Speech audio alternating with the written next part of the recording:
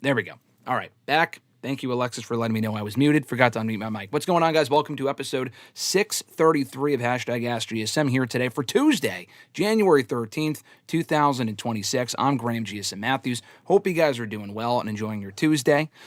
We had a rare Raw afternoon yesterday show in Dusseldorf, Germany, which I thought was overall a solid show. Ended up becoming a pretty good Raw, I thought, overall, with Gunther and AJ Styles headlining. We're going to talk more about that on WrestleRant Radio coming up on Thursday. So stay tuned for that. Today, though, we're just answering your questions from Facebook, X, and YouTube. Be sure to send in your questions ahead of time by tweeting me on the Twitter machine at WrestleRant with the hashtag AskGSM. Also find me on Facebook, facebook.com/Graham.GSM.Matthews. Drop a comment on the post I usually put up on Monday nights, if not on the wall itself. And last but certainly not least, drop your question down below in the comment section on this very video as we're done being live here, of course, after the video is done streaming. And I'll include your question in next week's edition. So that's really about it. Thank you to Alexis for letting me know we were muted, and I think we're back now. But yeah, thank you to Fernando for all the questions in the chat. Nathaniel, Eric also joining us here on a Tuesday afternoon as we get going with your questions here momentarily. A few housekeeping notes to start. Shout out to our channel members, Alexis, Miss Bond Matthews, Dillon, DiGiacomo, Mrs. Renee, DJ Swerve1, at Swerve1 on IG, Mr. Marceau himself, at RJ_Marceau on X, John Ritland, Real Honesty with John Ritland on YouTube, Richie Red Planet Wrestling on YouTube, and Average Grunt at GruntWrestling.bluesky on .bluesky.social on Blue Sky. More information on how to become a WrestleRant All Access Pass channel member for $5 a month. More information on that down below in the description box. If you are here, be sure to like the video, drop a comment, subscribe, include your question in the chat to be answered here on the air. So we'll get going here in a second with the scheduled questions a little bit later on. We'll start with the questions that were included in the chat. Fernando had a whole bunch of them to kick off today's show. Fernando said, how surprised was I when Drew won the WWE Championship last week? I was very surprised. I was pleasantly surprised. I legit did not think, and I even said here on the show last week, we made a whole episode, and I mentioned, would Drew win the undisputed WWE Championship? Would he win the undisputed WWE Championship on SmackDown last week? And I didn't think he would. I figured Cody Rhodes would walk into WrestleMania still the champion. Thankfully, not the case. And it ended up being the best thing, honestly, they possibly could have done. For the Drew McIntyre character, for the Cody Rhodes character, for all of SmackDown on the whole. And I thought it was the smartest choice they could have made. So I was very surprised that they did that. And we'll talk a lot on Thursday, maybe even a little bit here today as well, as far as what this means for the road to WrestleMania and what this could be setting up with McIntyre, with Cody. Is Cody and Roman still on the table? What does it mean for Cody and Randy? Does Cody get the belt back by Elimination Chamber? We'll see what they have in store. We'll discuss what we think they have in store come Thursday's WrestleRant Radio. Fernando said, he asked my top 5 TV World Championship matches since 2008. He later clarified his question. A little bit later on in the chat, he said, he was sorry. He meant to say top 5 World Championship title changes on free TV since 2008. CM Punk cashing in. Honestly, most Money in the Bank cash-ins would probably rank on this list. CM Punk cashing in Money in the Bank and winning the World Heavyweight Championship from Edge on Raw, June 30th, 2008 would have to be in my top 5. I remember watching that, not live. I watched it after the fact. I actually had it spoiled for me by my brother. At the time, and I was not happy about that, but it was still an amazing moment. CM Punk walked away, still World Heavyweight Champion. After that, I mean, I'm sure there's plenty, but Dolph Ziggler also cashing in Money in the Bank to win the WWE, or rather the World Heavyweight Championship in 2013 on the post-WrestleMania Raw. Other free World Championship, like, changing hands. AJ Styles beating Jinder, probably not among my favorite. I think that was spoiled for me ahead of time, but AJ Styles winning the WWE Championship from Jinder Mahal on SmackDown. I think that was in England back in 2017. Did not expect that to happen. Yeah, I'm sure there's plenty. Those are really the top ones that come to mind. You mentioned World Championship matches. Now, this was not a World Championship changing hands on free TV, but it was the first thing that came to mind. It might not be my number 1, but it would be up there, to be honest with you. For World Championship matches, Neville versus Seth Rollins on Raw in 2015. They had an excellent match for the WWE Championship. And Neville was not going to win, but one of the best near falls you will ever see in a world title match was in that match on Raw back in August of 2015. One of the best world title TV matches, and I can't even say the last decade because it was over a decade ago at this point, which is kind of crazy to say. But that was a great match as well. Fernando said, what are your thoughts on the reports that Drew winning the WWE Championship was a last-minute decision? I wish it was something that they had pulled the trigger on sooner. We've said that other times as far as, Drew got shots at WrestlePalooza at Saturday night's main event. And if the idea, we don't know yet, it's still almost mid-January. If the idea is for Drew to lose the belt back to Cody, or really to anyone at Elimination Chamber, I'm not a fan of that. I would rather Drew just walk into WrestleMania at this point as the WWE champion. That's not set in stone. He could very well drop the belt back to Cody inside the Elimination Chamber. I'm honestly kind of guessing that might be the case. If that was always the end game, they really should have put the belt on Drew sooner at one of the two prior events. Maybe not WrestlePalooza necessarily, but Saturday night's main event for sure, Drew should have won the belt on that show. And he could have got a longer run with it before losing it either at the Rumble or a Chamber back to Cody. I don't even really want Cody to get the belt back right now. I'm just saying if they do indeed do that, they should have put the belt on him sooner. But the report was that Cody and Drew kind of had to convince the powers that be that it was the right call to have Drew win the championship. Cody even petitioning for people calling Cody Hogan and all this other bullshit. Cody, it sounds like, was among those petitioning for Drew to take the title from him at some point as early as September, which was cool to see. And I think Drew, he's lobbying for himself to become champion, but it was what made the most sense. You had to salvage the character somehow. You can't continue to lose whenever it matters most and never get that big win. Otherwise, if he had lost again on Friday, he would have been forever solidified as an upper mid-carder. And that's not a bad place to be. Owens finds himself there. AJ Styles has been there for a long time. Finn Balor's been in fucking lower mid-card. I mean, not lower mid-card, but he's been a mid-card guy for life. And he's getting a world championship match, actually, next week on Raw in Ireland, which is cool. But anyway, was I surprised that, Drew won the championship? Yes. As far as the reports that Drew winning it was a last-minute decision, at least he won it. And I wasn't really enthralled with the way that he won it, with Drew kind of escaping the cage is always just fucking stupid. Drew would have just been better off pinning Cody, but whatever. And then Fatu, Cody being distracted by the returning Fatu. Great to see Jacob Fatu back. Didn't love the execution, but at least Drew's champion. Do I think he'll hold the championship till Mania? No, I mentioned that before, but I hope he does, because there's a plethora of opponents he could defend against, and we'll talk more about it on Thursday. Who should be Drew's first major title defense? Well, we're getting 4 qualifiers on SmackDown this week for a fatal 4-way number 1 contenders match that's going to take place at Saturday night's main event. I think next weekend. I think next Saturday. So the 4 qualifiers will consist of Randy Orton versus The Miz. So obviously Orton's beating The Miz. Trick Williams versus Matt Cardona. Trick Williams is winning that. Solo Sikoa and Damian Priest. I think Damian Priest advanced. And then you have Sami Zayn versus Ilya Dragunov. Now, that one honestly could go either way. I am fully expecting Sami Zayn to win that match, especially since he already lost to Ilya in the U.S. Open Challenge when he lost the United States Championship back in October. I think that's Sami's way of getting his win back. I would honestly prefer Ilya to win, because Ilya is not winning the WWE Championship probably, if not ever, especially not at this point. But I think Drew and Ilya as an attraction at the Rumble would be fucking awesome. So I would honestly kind of prefer that they do that and just do Ilya and Drew at the Rumble. It looks like it will likely end up being Sami Zayn. It's either Sami or Ilya. Damian Priest and Drew, we've seen that a whole bunch of times. I have no interest in seeing that again anytime soon.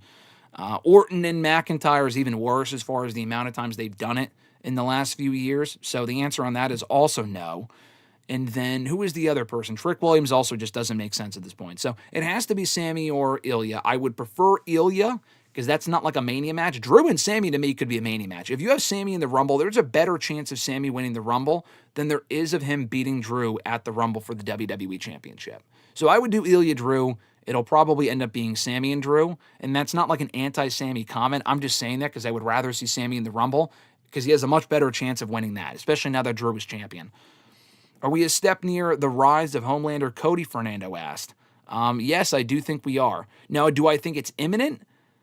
Yes, but in the sense that we're closer to it. Do I think it happens before or at Mania? No, but it depends on the direction they take with Cody. Do they have him be revealed as the one who attacked Jacob Fatu? Very possible. That is possible. Would I pull the trigger on it right now on a Cody heel turn? No. But it could be coming this year. It all depends on the reactions to Cody this coming year, the crowd reactions, because they were booing him for a little while after he lost the championship last year. Then literally the night that he got the fucking belt back from Cena in that great match at SummerSlam, they were booing him going into that show, and then coming out of that show, literally when he won the belt back, they were cheering him. I was in the building. It was very weird. And the crowd reactions have been largely fine since. He got booed on SmackDown a little bit, but they were in overseas territory. Drew is from that area, obviously, not fucking Berlin, but he's from the UK. You know, he's from Scotland, Glasgow, whatever, that area of Scotland, which is where they were the next day for a house show. So we got to walk in there as the WWE champion, which was cool.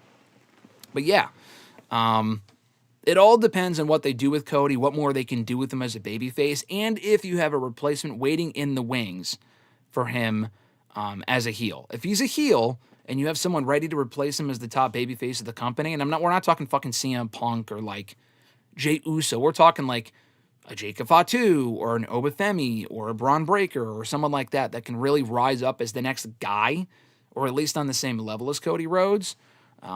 There's a lot of factors that need to be considered before you do something so drastic. But I do think we are closer to it for sure. Fernando said, what are your thoughts on the actor who plays the Winter Soldier, that being Sebastian Stan, who has been cast as Harvey Dent for the Batman 2? I think it's cool.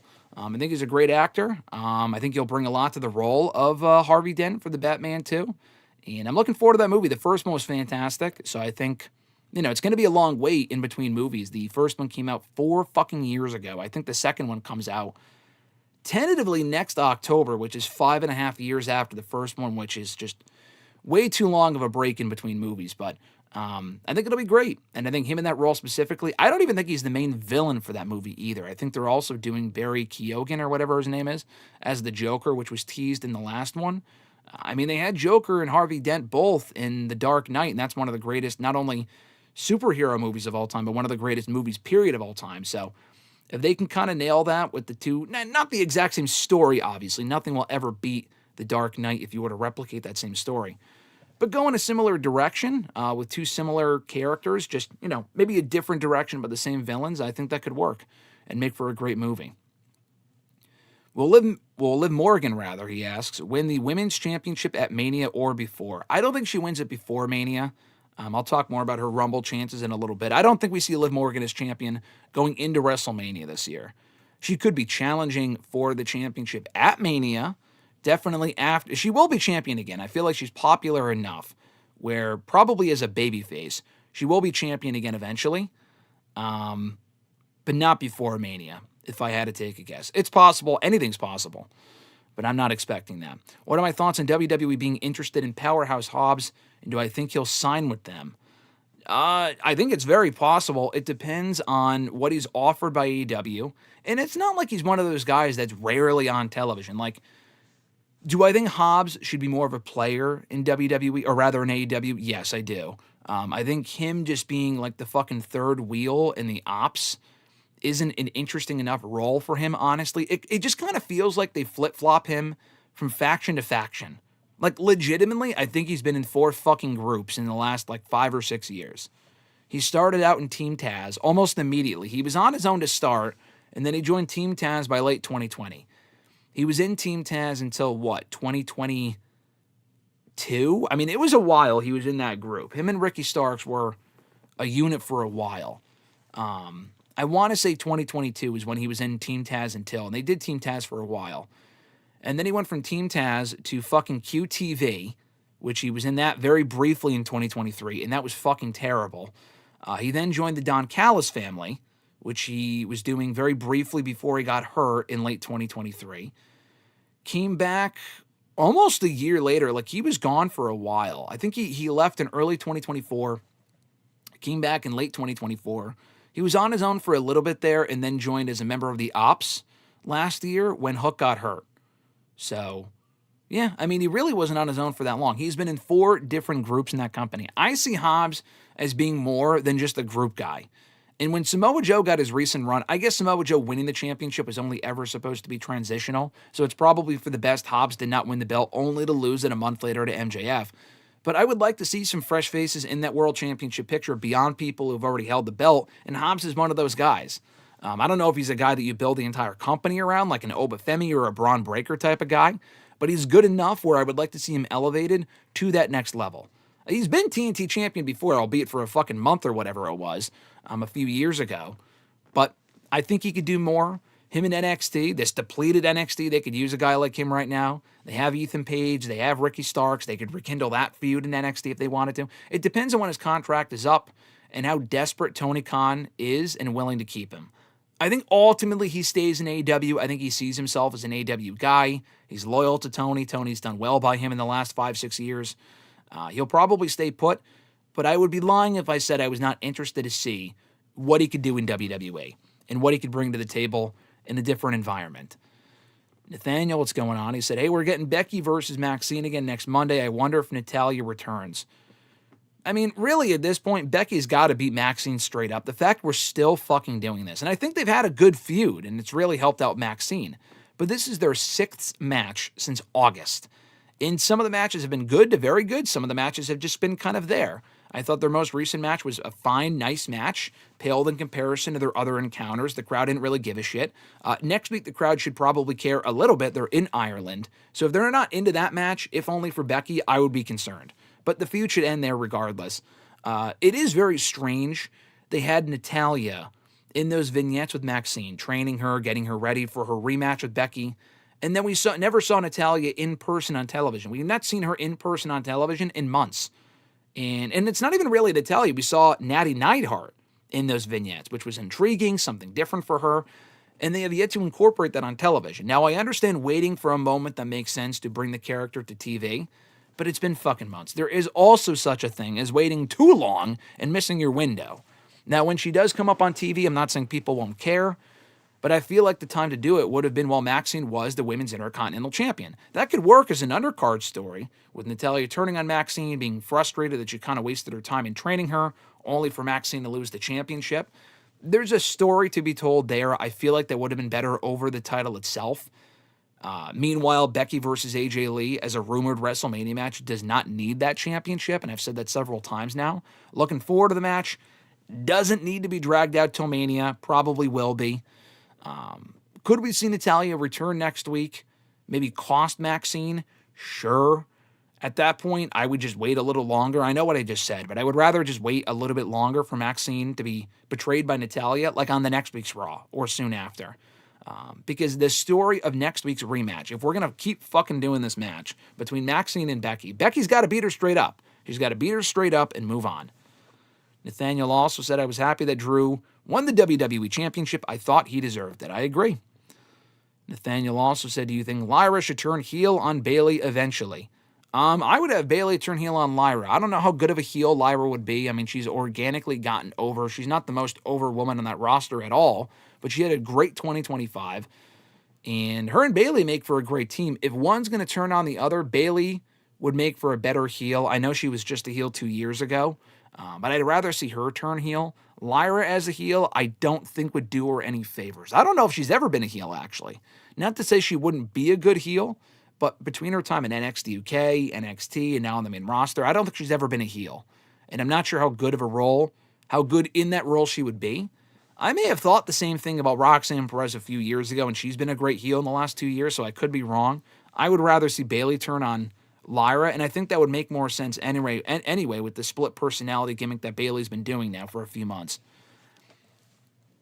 Eric said, I feel like Liv is the runaway favorite, but I don't want to get my hopes up for the Royal Rumble, he means. Yeah, we'll talk about that later. Eric said, why did Izzy win the championship after losing to Tatum? That made no sense. I mean, it's not that it made no sense. From a booking standpoint, I was not happy with it. I mean, I really don't give too much of a shit about Izzy Dame. I do think she's improved. I think she's improved a lot as a talker, specifically in the ring. She's decent. I just feel like in a division that was as stacked as it was, I don't know how many women are headed to the main roster, but in an NXT women's division that was as stacked as it was, For Izzy fucking Dame to be who they put the championship on when they had so many other better options, that just doesn't really interest me. Just leave the belt on Thea Hale at that point. Put the belt back on Blake Monroe, especially if reports are accurate and she's not headed to the main roster just yet. You know? I just would not have put the championship on Izzy. I think they did that because, yeah, she lost to Tatum and then she won the championship later in the show. I think the idea is that because Tatum beat Izzy before she won the belt, she'll be next in line or ultimately win that championship from Izzy, which is a fine story to tell. I'm done with the feud. She already fucking beat Izzy straight up earlier in the show. So, and it's not like that great of a feud that necessitates another match. They've already had 2 matches. They're 1 win apiece, I guess, but it's not a storyline that I think needs to be dragged out any further, and I think it will be. If Tatum gets the belt, that's fine. I mean, ultimately, Tatum should have been NXT Women's Champion again. I mean, she lost that championship and never got a rematch, but I'll settle for her as the Women's North American Champion. I just wasn't a fan of Izzy being the one to take the title from Thea. I would have just kept the belt on Thea, put the belt back on Blake Monroe, almost anyone but Izzy Dame, because I just didn't really feel like she is that interesting of an option to put the belt on, at least in my opinion. Eric said Swerve watches the channel. That's incredible. No, not that Swerve, not Swerve Strickland, a different Swerve, an equally great Swerve, a friend of mine, but not the Swerve that you're probably thinking of.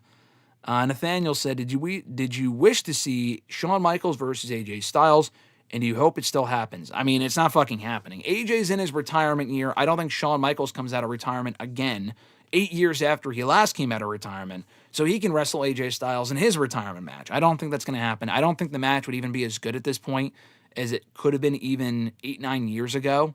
Did I want to see it? Yes. And here's the thing.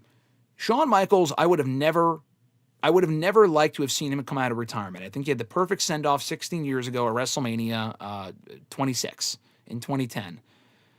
I would have preferred he never come out of retirement, but the fact that he fucking did for that terrible match at Crown Jewel. And we had just watched, actually, Alexis and I, the greatest Royal Rumble, and I say that very loosely, greatest Royal Rumble, that's just what it was called, from April of 2018, the Rumble that Braun Strowman won. Just absolute dog shit. Might be one of the worst Rumbles I've ever seen. And I remember thinking that at the time, it was just nothing but jobbers. But watching it back for the first time in almost 8 years reminded me how bad that Rumble was.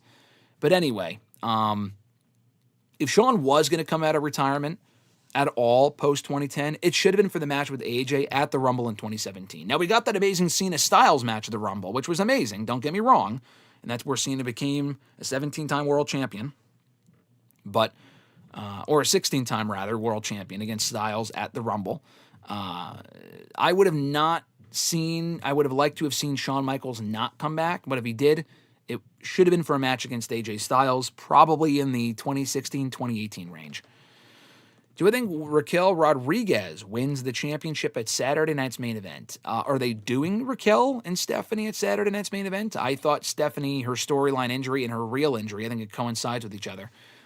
From what I understand, it's not serious enough to take the belt off of Stephanie, which is good. A lot like Dominic, who was off TV for a few weeks, but not seriously enough to where they're taking the championship off of him.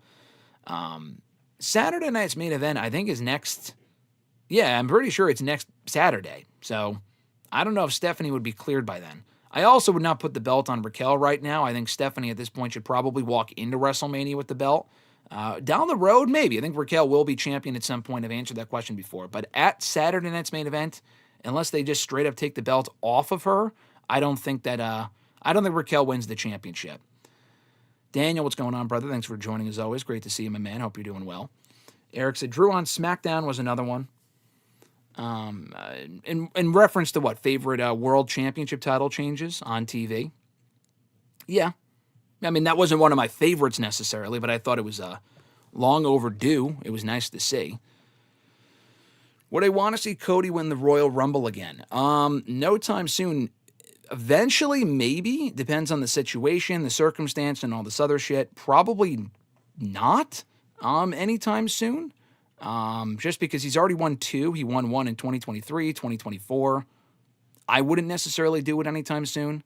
But much later down the road to tie Stone Cold Steve Austin, very possible. If they want to have Cody be, generate this great legacy and whatnot, there is a chance. So we'll see. Let's see. Do I think Sammy will be world champion? Yeah, I do. I do think he'll be world champion eventually. If not this year, probably next year. It all depends on what they have planned for Mania and Saudi and all this other shit. Yeah, no, I don't think they. I don't think they'll not have Sammy win the world championship. I think eventually he probably will. Eric said they were never going to do it on a Saturday night's main event and piss off ESPN. What, Drew winning the championship? I mean, they had CM Punk win the fucking win the vacant World Heavyweight Championship on Saturday night's main event. They didn't do that on ESPN. They could have saved him winning the World Championship for ESPN on Survivor Series, and they didn't. So I don't really think Drew winning the belt on that show would have pissed off ESPN. If they didn't want to piss off ESPN, if that was the idea, which I don't think it was, but let's assume that was true, they should have just put the belt on Drew at WrestlePalooza. But they didn't. Let's see. Eric said it is set up for Sammy to win at Saturday night's main event in Toronto, Sammy's hometown, and Royal Rumble's in Saudi, where he is pretty much an adopted son. Yes, no, I'm aware that Sammy's probably going to win at Saturday night's main event, the 4-way number 1 contenders match. I'm well aware of that. I don't think that would make the most sense, though, just because he's not beating Drew. I just think it would make more sense for him to be in the Rumble. I know what you're saying. He should be in the 4-way at Saturday night's main event. I would not have him win, though, because he's not beating Drew with the Rumble for the belt. There's just almost no chance of that happening. So very likely Sammy is becoming number 1 contender. In this case, I would not have him win. I just think it would just make the match more predictable at the Rumble. Richie, what's going on, brother? It says, sup, Graham, sup, Chad. Hope you're doing well, Richie. Thanks for joining, as always. Eric said, let Dom retire Ray and Cody. Why would Dom retire Cody? Ray, I could see. Cody Rhodes, I don't know why that would make sense. And Cody Rhodes is probably not retiring anytime soon anyway. My favorite 3 stages of Hell match, I haven't seen, honestly, almost any of them in a very long time. I thought the one on SmackDown with Cody and Drew was great.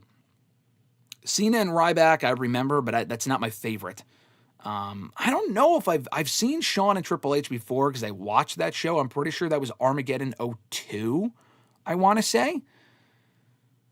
I don't remember much about the match, honestly. Like, I'm sure it was a great match. And honestly, it would probably be my favorite 3 stages of Hell match if I watched it back.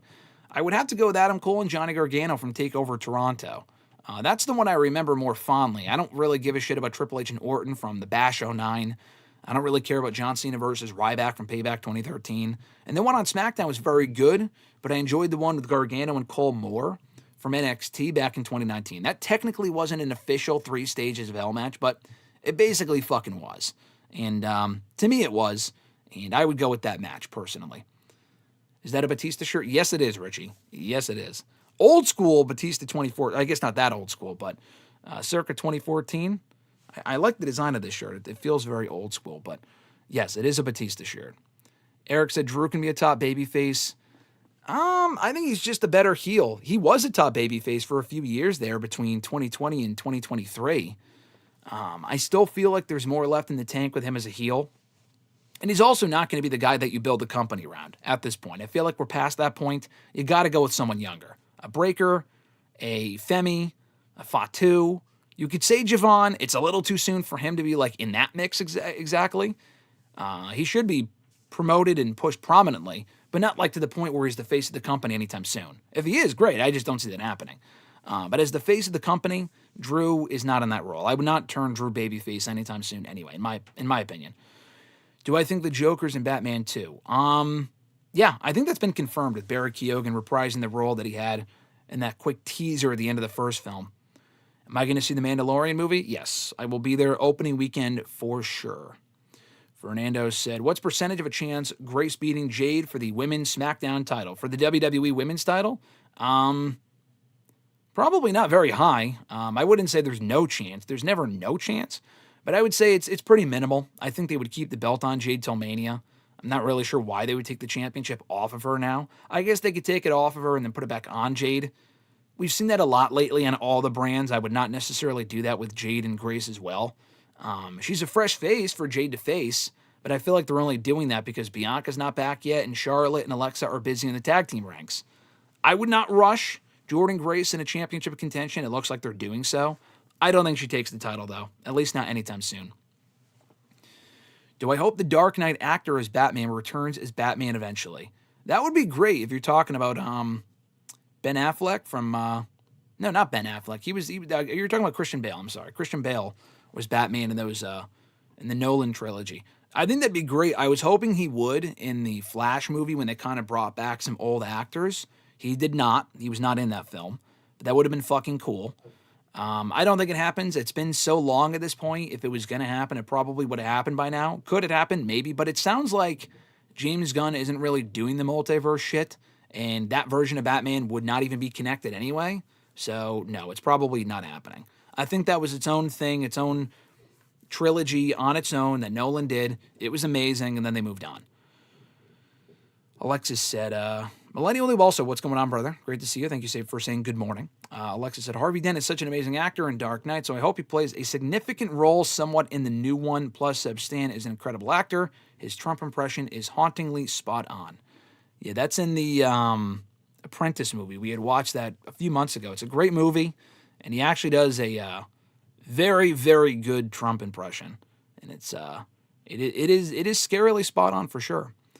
Fernando, so what grade do I give AJ versus Gunther? Probably A-. I thought the match was great. I thought they had a great match. I didn't love the finish.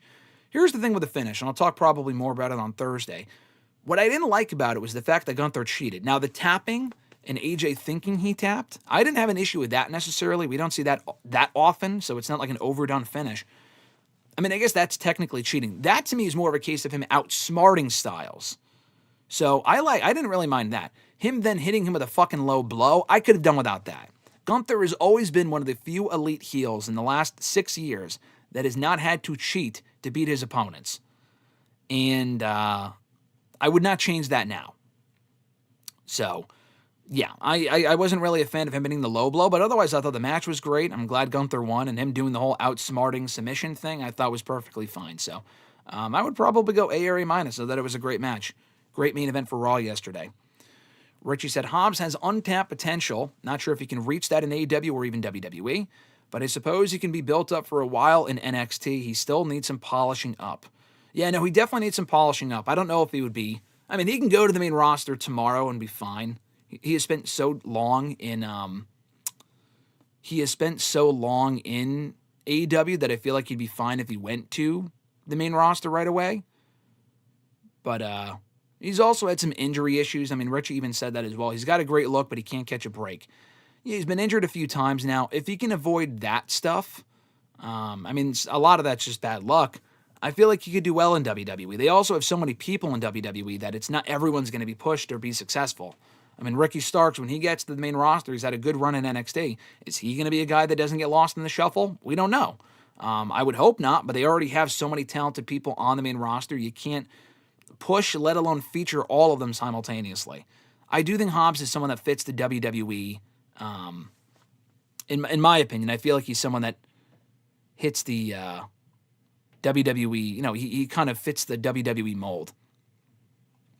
Let me backtrack a little bit here. Fernando, so was AJ Styles beating Gunther a good sign that AJ Styles is going to have a decent farewell tour? Well, I mean, AJ Styles did not beat Gunther. Gunther beat AJ Styles. He did headline Raw. I feel like AJ Styles' farewell tour, however, whatever road they take with it, should be good. Hopefully they know to, promote him prominently, like I said with a few other people earlier on.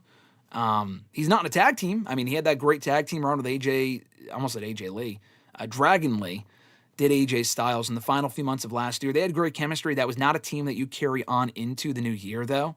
I think AJ should be on his own for his final year, or however long this retirement tour lasts in WWE. But it's off to a good start. The match with Gunther was great, even though he lost, and I do think he should have lost anyway. There was no reason he should have been beating Gunther last night after Gunther's win over John Cena at Saturday night's main event. Rank Drew's World Championship victories. So he's had 4 of them. I would probably put last night at 1, or last SmackDown at 1, because it was in, the UK. It was surprising. It was a very good match. The one, I mean, it's kind of easy to rank these because of the four, if we're counting just WWE, not TNA, and not NXT, SmackDown would probably be number one. You could say Drew's world title victory at WrestleMania 40 could be one, just because it was in front of, I mean, I guess that was also in front of a lot of people on SmackDown. The UK one, I don't know. That was more surprising. It was on his home turf. Mania was a great match with Rollins, but that world title victory was immediately spoiled by Punk and Damian Priest cashing in. So I would probably go the SmackDown one, number one, because he got to walk into his home country the next night as WWE champion. So for that reason alone, I would probably go that number one.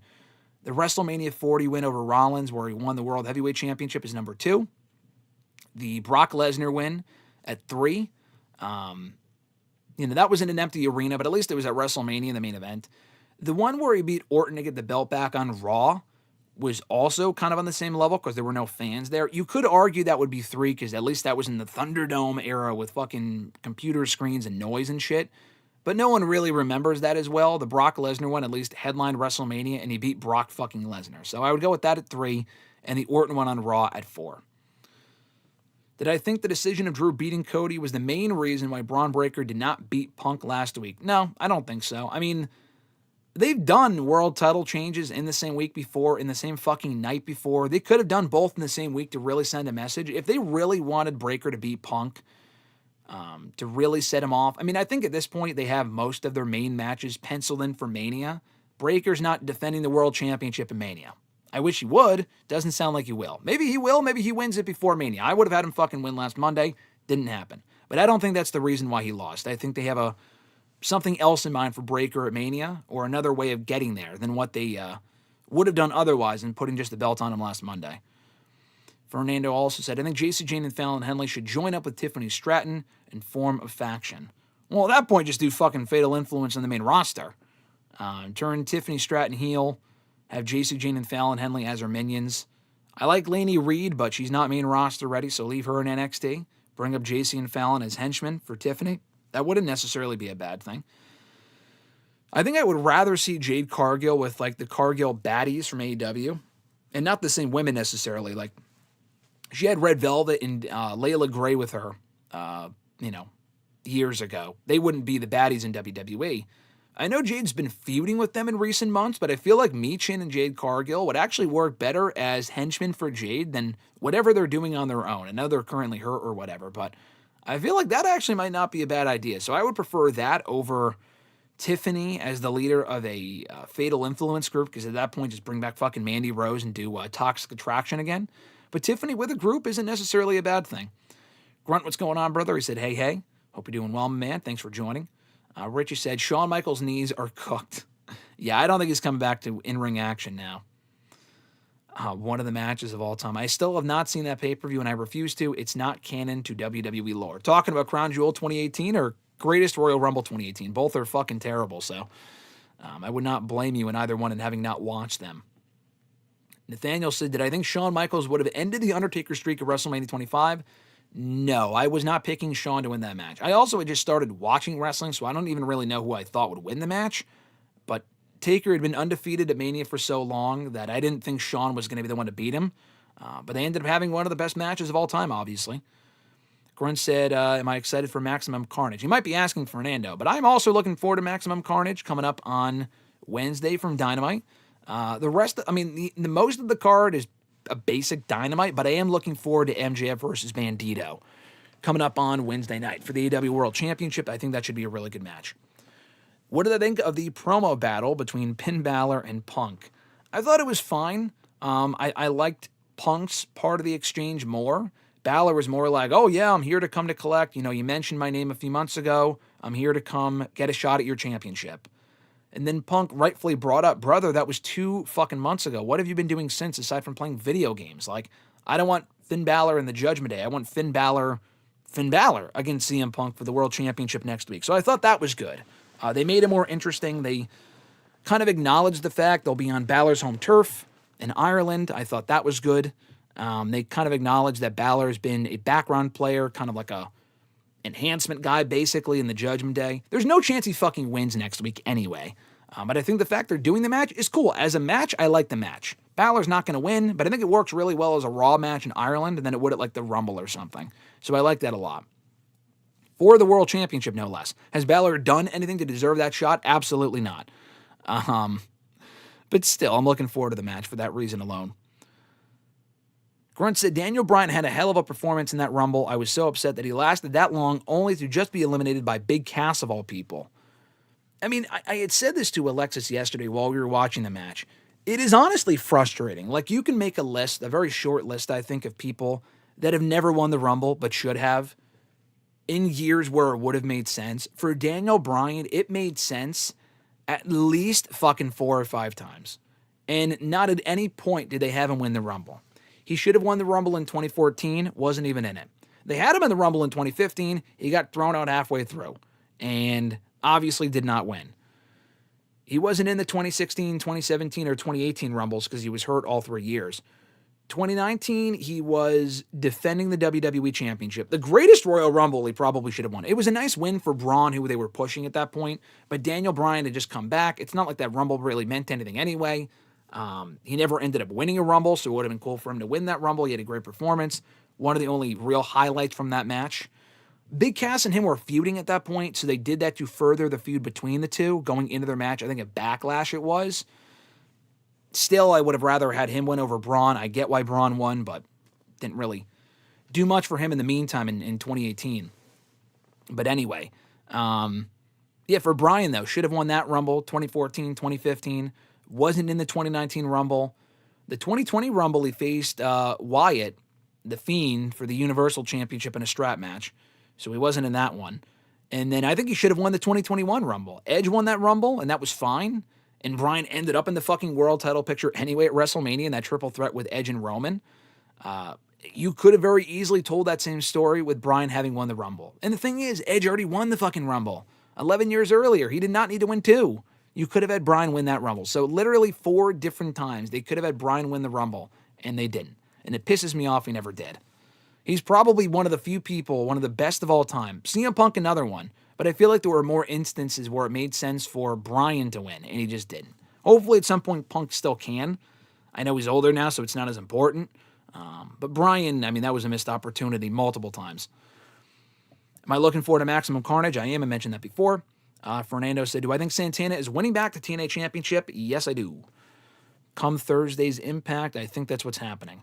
Fernando said, do I think we're still getting Io versus Asuka at or before Mania? I hope. I mean, I thought that was the whole point of the program. The tag team stuff with the Kabuki Warriors and Rio with Rhea Ripley and Io Sky has been great, but I thought the whole point of the program was to build the Io and Asuka one-on-one at some point. They could do that at Mania. That would be a great Mania match. The problem is, are they really going to do that match in Mania with nothing on the line? I know they did Jade and Naomi last year with nothing on the line, and that was actually a very fun undercard match and one of the 2 nights of Mania. I don't think they do that again, though. I mean, they did that last year. That was the only instance ever where they had a women's match at Mania with no fucking bullshit stipulation like a cat fight and all this other crap, among other stuff. And it was an actual feud and no championship on the line, a singles women's match and not like a tag team bullshit stuff or whatever. I don't know if they do that for Io and Asuka. I hope they do. That is a WrestleMania-worthy match. We will wait and see as to whether they will or not.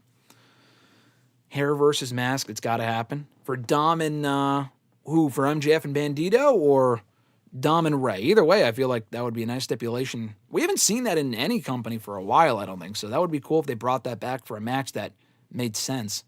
Fernando said, I think the 2 women world championship matches will be Rhea versus Bianca and Jade and Charlotte at Mania. Yeah, I mean, Rhea and Bianca, it just doesn't really make sense. I mean, how do you even get to that at Mania this year? I know they didn't do it last year and we can wait another year.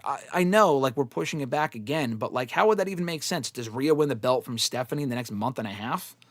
And then Bianca wins what, the Chamber or the Rumble?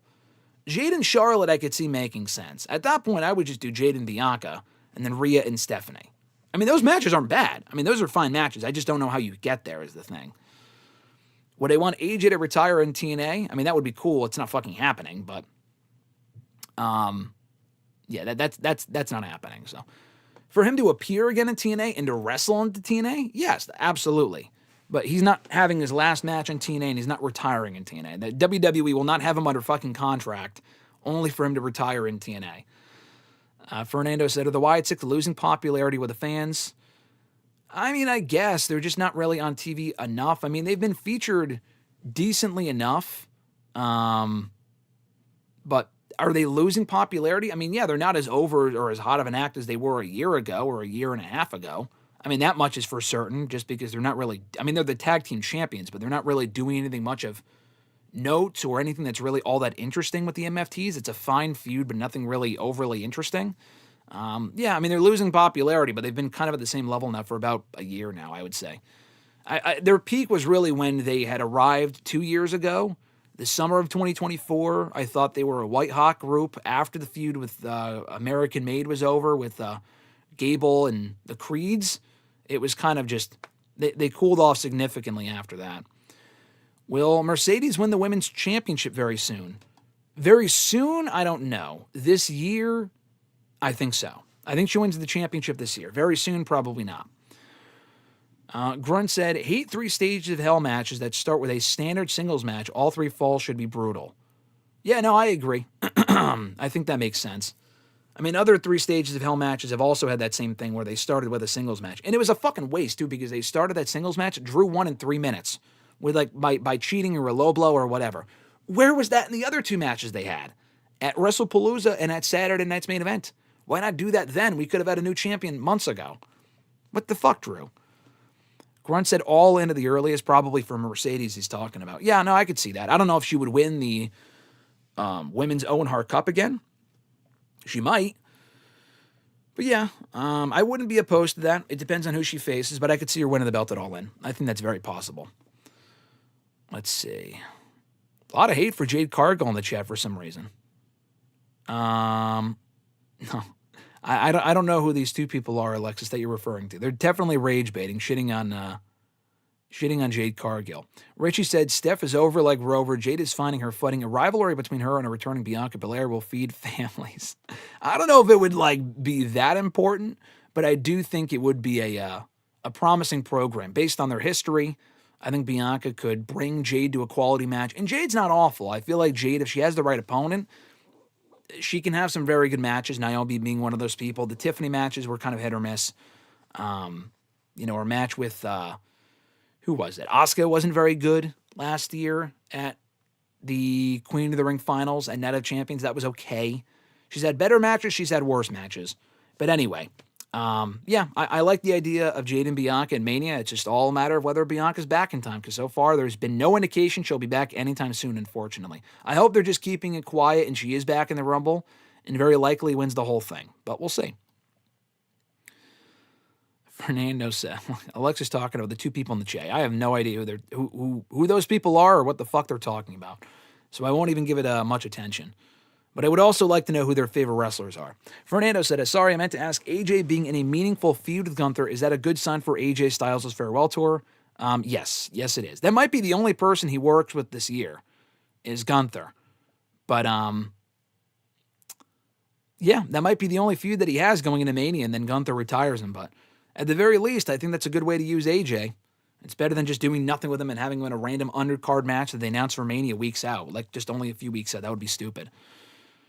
Fernando said, what are my thoughts on Logan signing a contract for a full-time wrestler? I think that's cool. I mean, I think if he really wants to commit, he's been saying the same thing for years now. Now, I honestly do think he is indeed full-time with WWE. I think he's good enough at it. There are still areas of improvement. I feel like he's been basically the same character now for a while. I mean, that's just who he is, but he also has to evolve at some point. If he's going to be anything of any real note on the show. But I think what they're doing with him what they're doing with him right now is fine. But they're having him wrestle on TV, which is good. He's on the show every week, and it's not a matter of, they're overexposing him. Like, if he's going to be a fucking regular, he's got to be on the show every week and not just, be there every other week and make him out to be a bigger deal than he actually is. If he's a full-time superstar, honestly, good for him. We'll see how far it takes him, and I do think there's a decent chance he'll be world champion at some point. If he is a full-time guy, they'll probably put the belt on him eventually. If he's only 30 or under, he'll probably be world champion at some point. Fernando also asked, will Logan main event Mania within 3 years? Again, now that he's full-time, very real possibility. They kind of have to start from scratch with him and start building him up. Now that he's full-time, up back to main event level by giving him important wins. And they have before, but I mean, now that he's like consistently on the show, he can't be world champion tomorrow. But like I could see him winning Money in the Bank this year. Now that he's a full-time competitor, he could win Money in the Bank this year and cash in by next year or the end of this year. Will he main event Mania? I mean, he's not main event of Mania material to me personally, but could he? Very possible. Do I think it'll happen? I'll say yes. I'll say yes. Not because I think he should. I just think they'll probably want to put him in that spot eventually. Yoey Spingucci, what's going on, brother? He said, do I have faith in LA Knight's booking whenever he comes back? Absolutely not. I don't. I've said that before. I think he's just doomed to stay at the same level he's been at. I don't think he wins a world championship. I think if they were going to do that, they would have done it already. They might flirt with the idea by having him enter the championship contention every once in a while. But I think for the most part, he'll probably just stay at the same level he's been at for a very long time now. Richie said, worse than Eva Marie is crazy. Even Stevie Wonder knows that's talking about what, Jade Cargill? Yeah, a lot of hate for Jade Cargill from these random accounts in the chat for some reason. This is amazing. Hold on. What percentage do I give Adam Cole making a successful comeback? Honestly, not very high. It does not sound promising. It does not sound promising that Adam Cole will ever be back in in-ring competition. He's had enough serious injuries / concussions where it looks very unlikely, to be honest. Even more unlikely than Daniel Bryan a decade ago. I think, I think there's a very, very unlikely chance, unfortunately, that Adam Cole ever comes back to the ring.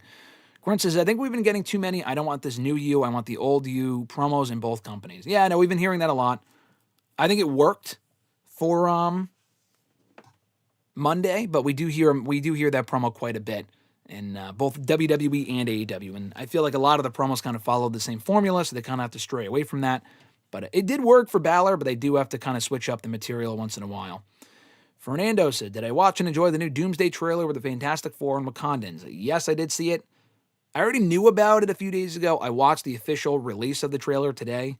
I didn't see fucking Avatar again in theaters to see that trailer on the big screen, but I did watch the trailer and thought it looked cool. It's a good trailer. All the teasers have been good with for all the Doomsday stuff in the last few weeks. Richie said, we need Leon Slater versus AJ Styles in TNA, not WWE, at some point this year. That would be an amazing TNA match. I think WWE probably would want to do that match because they have their eyes on Leon Slater. But yeah, Leon Slater, AJ one-on-one with AJ putting him over on the way out, because why not? I think that'd be great. Also, I'm just seeing this now. I'll go back to Fernando's question in a second, but I do see that Tyreek is here. We have two Tyreeks. Tyreek, you have a Tyreek 2.0 and the original Tyreek. So we, unless Alexis is double dipping in accounts here, we have two Tyreeks, and I think we need to have an Underfaker versus Undertaker match to determine who the real Tyreek is. And he's not going to ask. He's not going to answer the question of who the new Love Ziggler is, because I think he already left. But that is amazing that Tyreek popped in. He just popped in just to say, I think so, I believe, in reference to the headline question about, Liv and Bron Breakker being the front runners to win the Rumble, and then he just fucking disappeared again. Oh, God. Fernando said, when is the next book review? I think next week. Either next week or the week after. So I didn't read the physical book. I almost bought the physical book, but I got the audio book because Audible was having this free trial thing. I signed up for it, and I got the audio book for the AEW book. And it was good. It was pretty basic. It just kind of recapping the history of AEW. I would recommend it to Grunt. As an AEW sicko, I think he would enjoy it. It was a good book. Very short. The audiobook was only 3.5 hours. I'll do a quick review of it here on the channel in the next couple of weeks. Don't know when that would be exactly, but probably it might be the weekend of the Rumble, the day after the Rumble, but keep an eye out for that. Tomorrow, I would put it up this weekend, but tomorrow, I forgot to mention this earlier, we might be doing a live stream with Roger Clark of Red Dead Redemption fame. We're going to be chatting with him tomorrow here on the channel for a live interview. I forgot to mention that at the beginning of the stream, actually, but very likely we'll be doing a live interview with him around 2 p.m. Eastern time, asking him some questions about wrestling and, acting, his Twitch, and stuff like that. But should have mentioned that at the beginning of the stream. I'll mention it at the end of the stream, but we have that coming up tomorrow, so we're going to be pushing #GSM for GM on Sunday, doing that interview tomorrow, And the book review will be up at some point in the next 2 weeks, because I think next week is when Unreal drops, and I'll probably be attempting to watch that a lot sooner than I did season 1, and then reviewing it by the weekend. But again, time will tell. Fernando said, is Sami Zayn in jeopardy of being Dolph Ziggler in WWE? Yeah, maybe, but I feel like Sami's better than Dolph was, and Dolph was booked so fucking terribly. Sami's a step above that. I feel like Finn Balor's the new Dolph. Finn is the new Dolph. Sami Zayn, I feel like, is a step above that.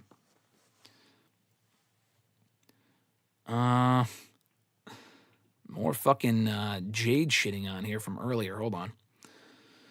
Or Bianca. Caesar. Yeah, Caesar is just rage baiting. A lot of Bianca hate here in the chat for some reason. I don't know what the fuck is going on there. Chris said, Chris Faplander, do I think Logan still gets mainstream attention? I mean, from WWE, no. Like, whatever he does in WWE doesn't get mainstream attention to this point, unless he does some, like, big spot that goes viral. Beyond that, nothing he does in WWE, because he's been here for so long now, doesn't get mainstream attention. He himself, he gets some mainstream attention. To say that he doesn't, I think would just be disingenuous. I saw the whole Pokemon thing. He's selling his Pokemon card for a couple $1 million or whatever. So, I mean, it's not like he's not, like, no one talks about Logan Paul. That's just not true. Is he as much of a, not star, but is he as much of like a mainstream, like, attention getter as he was a few years ago? I don't think so. I don't think he has as much appeal as he used to. I think WWE still sees the appeal in having him. He's not going to offer to be full-time, and then they're not going to say fucking no, because it's also not like he's terrible either. He's actually pretty good, by all accounts. But does he get the mainstream attention WWE probably would want him to get? No, which is why I would not put him in the main event of Mania or any prominent spot unless he does earn it, or unless he proves that he belongs in that spot over almost anyone else on the roster, who I would probably slot him higher on the card than I would slot like several other people higher on the card before I would put Logan Paul in like the World Championship, before I would put the World Championship on him.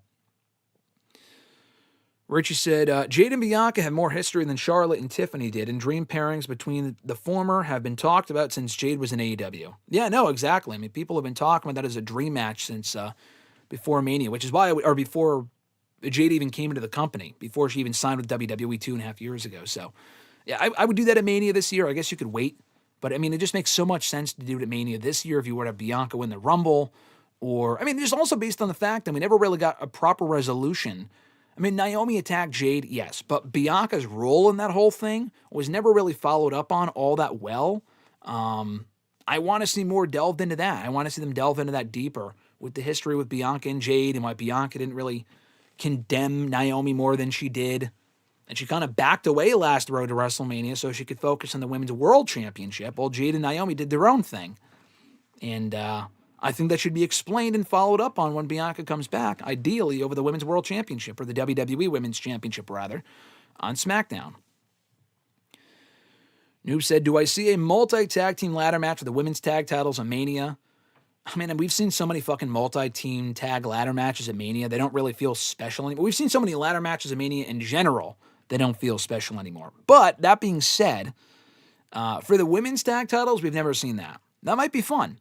Now, we've seen almost every iteration of these teams against each other. Not all of them, but like just a big multi-team match. It's possible. I could see that. I could see it. If they don't want to have Rhea back on her own to face Stephanie for Mania, the Rio stuff might be working so well that they might want to just keep them together as tag team champions. I could see them doing some sort of big stipulation match in Mania. Totally possible. Liam said, if they do another repeat Rumble winner over Liv, who everyone is gagging for, then AEW will thrive in 2026. I mean, I don't know if one really necessarily has to do with the other, but if Bianca were to win the Rumble, I don't think that necessarily, just because she's a repeat winner, I don't think that necessarily means that AEW is going to thrive. AEW can thrive in 2026 regardless. Why the fuck would that depend on who wins the Women's Rumble? Grunt said, can't wait to see Eli Drake back in TNA. Yeah. Oh, God. LA Knight's not on the going anywhere, but he's also not going anywhere up the card either. I hope I'm wrong, but I'm not. I'm just not optimistic. Alexis said, I am low-key sad Leon Slater got new teeth because the gap was a cutie pie. I can't believe I just read that. Yeah, like yeah, he got the new Roman Reigns teeth. He got those new veneers. We saw him on NXT with the new teeth last week. Richie said Alexis opened up incognito mode, so to go on our Tyreek One account, she's working us. Yeah, I know that's been my theory all along, but you guys said I had a tinfoil hat on my head for suggesting that, I guess. Daniel said I was just about to bring up the two Taker storyline. Yeah, between the two Undertaker and Underfaker. Yep, that's what Alexis is doing with Tyreek 1 and 2. And the guy just fucking disappeared again, by the way. He tapped in, answered his question, doesn't answer any of our questions. He answered the question in the headline of the video. You know what I should do one of these days? Because I feel like Tyreek only comes in to answer the headline question for hashtag. For WrestleRant Radio, he comes in and does whatever. But he sometimes will come into hashtag and he will answer the headline question and then he'll leave. So what if we made the headline question one of these days? Maybe it's like a fake hashtag AskGSM video. I don't know. But what if we made a live stream one of these days where the title of the fucking video is, what is Love Ziggler? That's the question. So then he would have no choice but to answer said question. He would have to come in and answer that question. Whether he knows he asked that question in the first place almost a year ago at this point, I don't know. But, you know, it might be worth a shot. That might be the only way we can get Tyreek, the real Tyreek, not fake Tyreek here in the chat, to answer that question.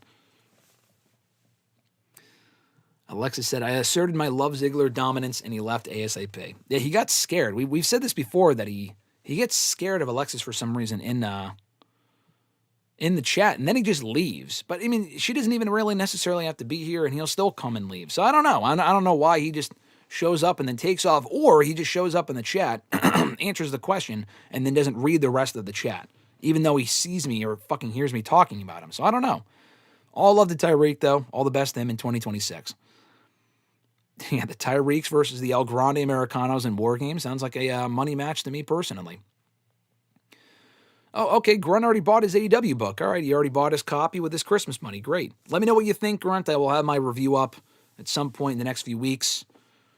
You should probably, I mean, you bought the book, but I had the audio book just because I had the deal. If you're a big AEW fan, the physical book is great. It looks awesome. You'll probably enjoy the physical book more because it has all the visuals and the pictures. The audio book, you're just hearing what's fucking written. It's a nice coffee table, like, level book. And it has great pictures in it from what I can understand, from what I saw of it. I just had the audiobook version, so I'm not sure. But you already bought the physical version, I guess, so I think you're fine. I think you would appreciate that version more. But, yes, noob, yes. So I am interviewing the voice actor from Red Dead Redemption 2. That'll be tomorrow here on the channel, most likely. I will put up the stream at some point. I think we are doing it around 2:15 p.m. Eastern time. So I know that's very random that I'm just throwing that out on you guys, but we are doing that tomorrow here on the channel if you want to stop back in. And we're going to be doing it live. I want to do something different. We do interviews here on the channel, but what I want to do differently is have the interview be live here on the channel so you guys can chime in if you have any questions for Roger. So it's been a long time in the making. He works with my brother on some film projects and stuff. So, and I know he follows wrestling decently enough. He was actually I don't think he was at Mania last year, but he was in Vegas for an indie show. So I have a lot of wrestling questions I want to ask him. But can I confirm that Alexis is the alpha? Yeah, she's definitely, I mean, as Tyreek 2.0, maybe she can answer that question. Richie also said, ask him his thoughts on tuberculosis. But yes, that is coming up tomorrow here on the channel. So if you guys want to chime in with some questions for Roger, a.k.a. Arthur Clark, or Arthur fucking Morgan himself, rather. Roger Clark is his name, of course. Be sure to chime in. That'll be tomorrow, live here on the channel. Last week we were live for the movies review, the movie recap of 2025, which was awesome with John Ritland. We've done that annually now for a few years. We're not going live every single Wednesday. This is just a temporary thing because we have a couple cool interviews and a couple cool content ideas going up. But that'll be tomorrow here on the channel, so keep an eye out for that. Richie said too soon. Richie also said 1 like equals 1 more Jaden Bianca with the nails emoji. Exactly. So be sure to like the video when you get 1 more of Jaden Bianca. 1 more, it becomes more likely that we get that match at WrestleMania. And the Liam tree, indeed. The Liam tree is indeed, he was asking questions earlier. Chris, what the fuck is that question? I don't know. Would be presented better in a company in another area. Who are you talking about? I don't know what name that you're giving there. I'm not even going to attempt to pronounce it. So if you were still listening and still here in the chat, please refine your question because I have no idea who you're talking about. Who is that and why would they be presented better in a different company in another era? There should be a women's TLC match for the tag titles. That would be cool. I don't know if they would do it, but it'd be cool. Yeah, exactly. Richie said the same thing. Yeah, I don't know who the fuck that is either. Daniel said, Bianca being gone almost for a full year from a hand injury is wild. Yeah, I know. I mean, it wasn't even a hand injury. I think it was like a fucking finger thing. And it's still it was blown up for a while. I think she went in to have surgery, so hopefully she's back soon. But yeah, that taking her out for an entire year is pretty wild. Leon Slater with the soap teeth? Yeah, I guess so. Graham Cutie Pie Matthews. I guess. I mean, I read what's said in the chat, so I guess I could be saying worse than that, but I did indeed say that. So Liam said to add on to their chat from earlier, they said the entire year is predicated by the Rumble winner. As was promised last year, this year was way more pivotal. This is very eerie, the exact same combos as last year, haunting. I need WWE to thrive. No, the entire year is actually not dependent on the Rumble winners. We have had years where the Rumble winners were great and the rest of the year was garbage, or the Rumble winners were fucking awful and the rest of the years were fine. So no, the Rumble winners do not, the entire year is not predicated on the fucking Rumble winners. They have had awful Rumble winners where they've gone on to correct course and have great roads to WrestleMania. I mean, Jey Uso winning the Rumble last year was actually great. And Charlotte winning the Rumble I was not a big fan of, but it made sense for the match with Tiffany at Mania. People did not like Jey winning the Rumble. Well, tough shit. It made sense, and he was also over, and it was a great surprise. If it was like fucking CM Punk or Cena, who I was expecting, it would have been far more predictable, and people would have complained about that too. So, whatever. Anyway. Yeah, I just don't agree with that. I know what you're saying. I think this year is more pivotal, and there's more on the line here because last year was not a great year for WWE creatively.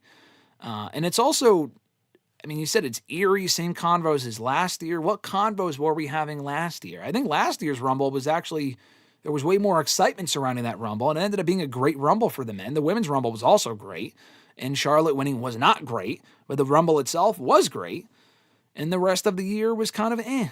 So, I don't know. I would not, if the Rumble winners are garbage, or the matches are not great, I would not automatically think, just for your case, oh shit, WWE's going to suck this year. We just had fucking Drew McIntyre win the WWE title. I mean, that was a great surprise. Does that mean the rest of the year SmackDown's going to be great or garbage? We don't know. We have no idea. Just because it happens in the month of January does not mean that the rest of the year will be dependent on that Rumble winner. The road to WrestleMania might be, but not the entire year. Could we get terrible Rumble winners and then or a repeat winner like you said earlier? I mean, Bianca winning would be fucking great, I think. Do I want a repeat winner? No. We had a repeat winner for the women last year. But Bianca returning and winning the Rumble to face Jade at Mania, I feel like would be a fun surprise. The feud may not end up being great. We just don't know. Could we get lame Rumble winners and the rest of the year sucks? Sure. But I don't think one is necessarily exclusive to the other. They do have to nail the Rumble winners, and I feel like a lot of the times in recent years they actually kind of have. And the rest of the years may not have necessarily reflected that. But anyway, Fernando said, what would I rather see at Mania? Roman versus Cody 3 or Roman versus Punk or Cody versus Punk? Okay, Roman versus Cody 3, definitely not. So I would rank that last. No fucking thanks. That is not happening. Roman versus Punk or Cody versus Punk. I would go Cody and Punk. I mean, we've seen all of those matches before. Roman and Punk one-on-one, we haven't since 2014. They did have the triple threat at Mania last year. We kind of got a little bit of that feud last year already. I would be fine if they did that match. Cody and Punk, though, we've seen them interact. They've had no matches against each other, like 3-ways or 4-ways, whatever. They've had interactions. They faced each other in the Rumble a few years ago. But they haven't had a one-on-one match or a triple threat or anything. So I'd actually go Cody and Punk 1, Roman Punk 2, Roman Cody 3 at 3. I have no interest in seeing that again anytime soon. Cody would have to be the heel if they were to do that match again with Roman as the babyface. And I just personally would not turn Cody heel before Mania. Maybe he will go heel and he's revealed as Jacob Fatu's attacker. I still feel like that would make more sense to do Cody and Fatu at that point than Cody and Roman. To force that for no fucking reason while Roman had been feuding with the Vision literally all 2025 long. Why would he then randomly transition to SmackDown to face Cody unless Cody was champion? And I don't think he should be, but he might be. There's a whole conversation to be had there. We'll talk more about it on Thursday's WrestleRant Radio with RJ. What are you guys saying in the chat? Come Tuesday, 3000 IQ next Tuesday. What are we talking about?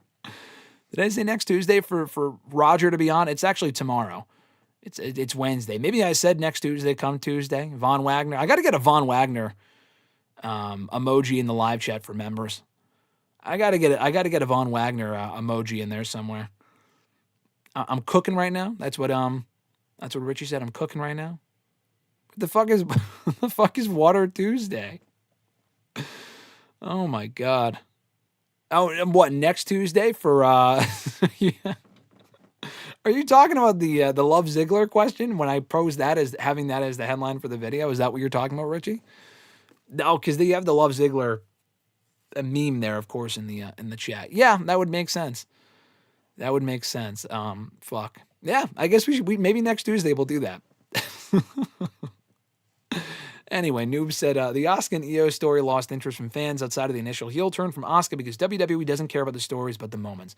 I mean, they've told some decent stories with those women since then. I've been loving the women's tag team division, but the focus is definitely off Asuka and Io. That is absolutely certain. It was about them initially, but it... I'll go back to the chat. What the fuck? Yeah, Magic Plumaire is like Bon Viquivi versus Love Ziggler. It sounds like Bon Quifi. What the fuck is Bo Quivi? Bo Quinvy? What the fuck is Bo Quinvy? Is that some sort of a slur or something? Which if it is, I'm sorry, but who the fuck is Bo Quinvy? Someone said, what are my thoughts on them in another era? My thoughts on them in another era is I don't know who the fuck you're talking about, so I can't answer that question. But them facing Love Ziggler does sound like a great Mania main event, though. Book it for sure. Thank you, Magic Plumaire, for sharing that. What the fuck? But yeah, the Asuka and Io story, to get back on track here, they have to, they got to correct course and do that singles match eventually. I would love to see it at Mania. I'm just not optimistic they're going to do that. Weighing in at 225 pounds, Arthur the Cough Morgan. Yeah. Fernando said, I shall be here for the live interview. That's coming up tomorrow, so join us indeed. Richie said, live interview sounds fire. Yeah, maybe we'll do more of them. If it goes well and it goes well like streaming-wise and we have no issues, technicality, like no issues with the stream or whatever, and you guys can come and support and join us for the interview and maybe ask some questions and whatnot, wrestling-related, game-related, whatever, we can do more of them during the year. We'll see. This is kind of a test run to see if we'll do more of them in the future. Bo Quinvy is sending me. It's sending me too, Richie. Who the fuck is Bo Quinvy? Jesus Christ. Cutie ran? Hashtag ask cutie pie. The fuck? No, Richie. No, Richie. Richie said wrestle pie. I'll take cutie rant. Wrestle pie sounds like we might get demonetized for that one. I agree, Richie. We might have to take your keyboard away from you. Freak like Najit is here. He said, hi, chat. Freak, we're definitely getting freaky here in the fucking chat, so you came into the perfect time.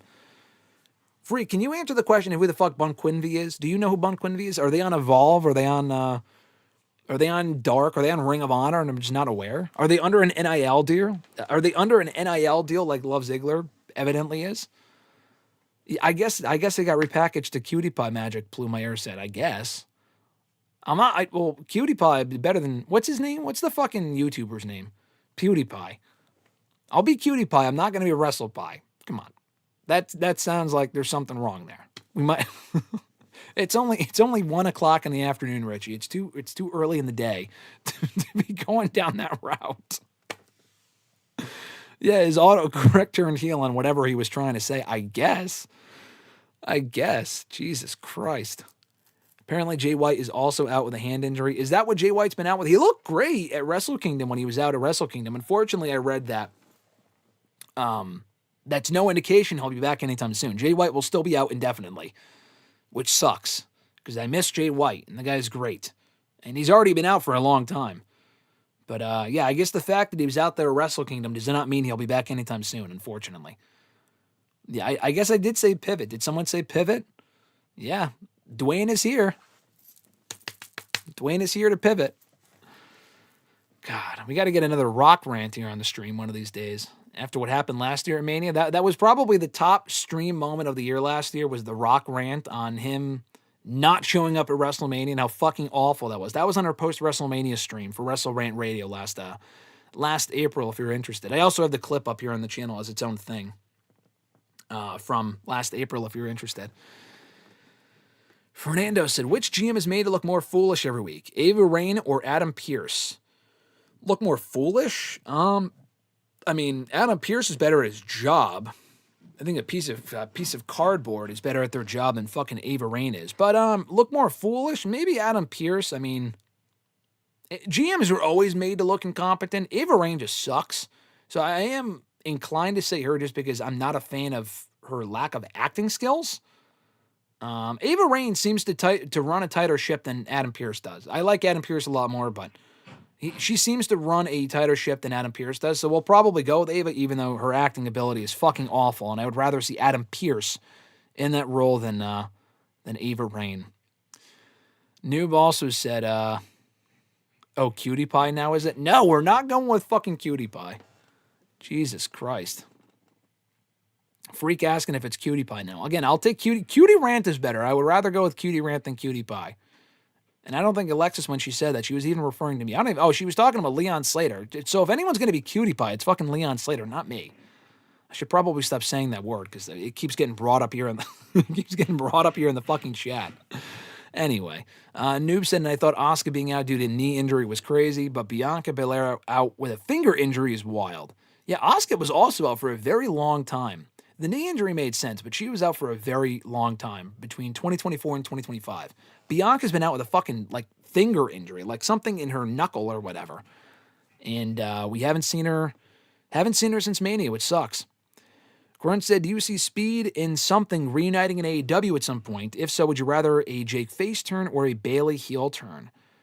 Were Mike Bailey and Jake something a tag team in TNA, or were they a team on the Indies? I don't remember Mike Bailey and Jake something, now Jake Doyle actually in AEW. I don't remember them ever being a unit in TNA. You must be talking about the Indies or some shit. If they were to reunite in AEW, the answer is no. I think Jake something, or rather Mike Bailey, has a great thing going with Kevin Knight as Jet Speed. They're a fantastic team. I would not split them up just to put Mike Bailey with Jake something. They'll probably do something in AEW at some point. They're already fucking working together. Jake Doyle was out in the ring last week attacking Jet Speed, so he was out there attacking Mike Bailey. But if they were to reunite from, I believe, the Indies, you can correct me if I'm wrong, I would rather see a Jake face turn. I don't think Mike Bailey works as a heel. I just don't really see that. I just think he would fucking fail in that role. You could probably say the same thing about Ricochet, but Ricochet ended up being a great heel. Just in terms of his in-ring arsenal, it's not conducive to being a babyface or to being a heel. But he's ended up being a very good heel over the last year. Mike Bailey, though, I don't even know if he would be anywhere near as good as Ricochet is in the role. So I'd rather see a Jake Doyle face turn, because he's been a babyface in TNA, and I thought he worked well in that role. TNA, unfortunately, just did fucking nothing with him. That's the problem. Bon Quinvy. What the fuck is this Bon Quivy shit? And they also disappeared, too. Whoever asked that question just disappeared. It's ridiculous. Do we put Caesar in timeout because he's being a bad boy? Yeah, Caesar's still fun. Okay, Richard, you sent me with the it's spanking time. Okay. What the fuck? Oh. Okay.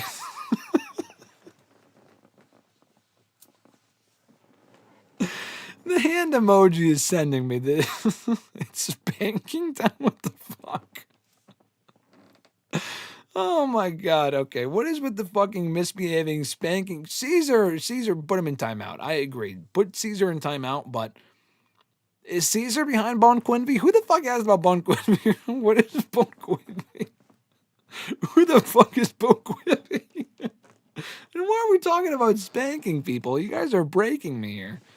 We got a serious channel to run. We can't be doing this shit on the channel tomorrow. When Roger's here, we can't be asking Roger about Love Ziggler and Bonquivy, whatever the fuck that person said. Who the fuck is Bonquivy? And why would we care about why they work in another era?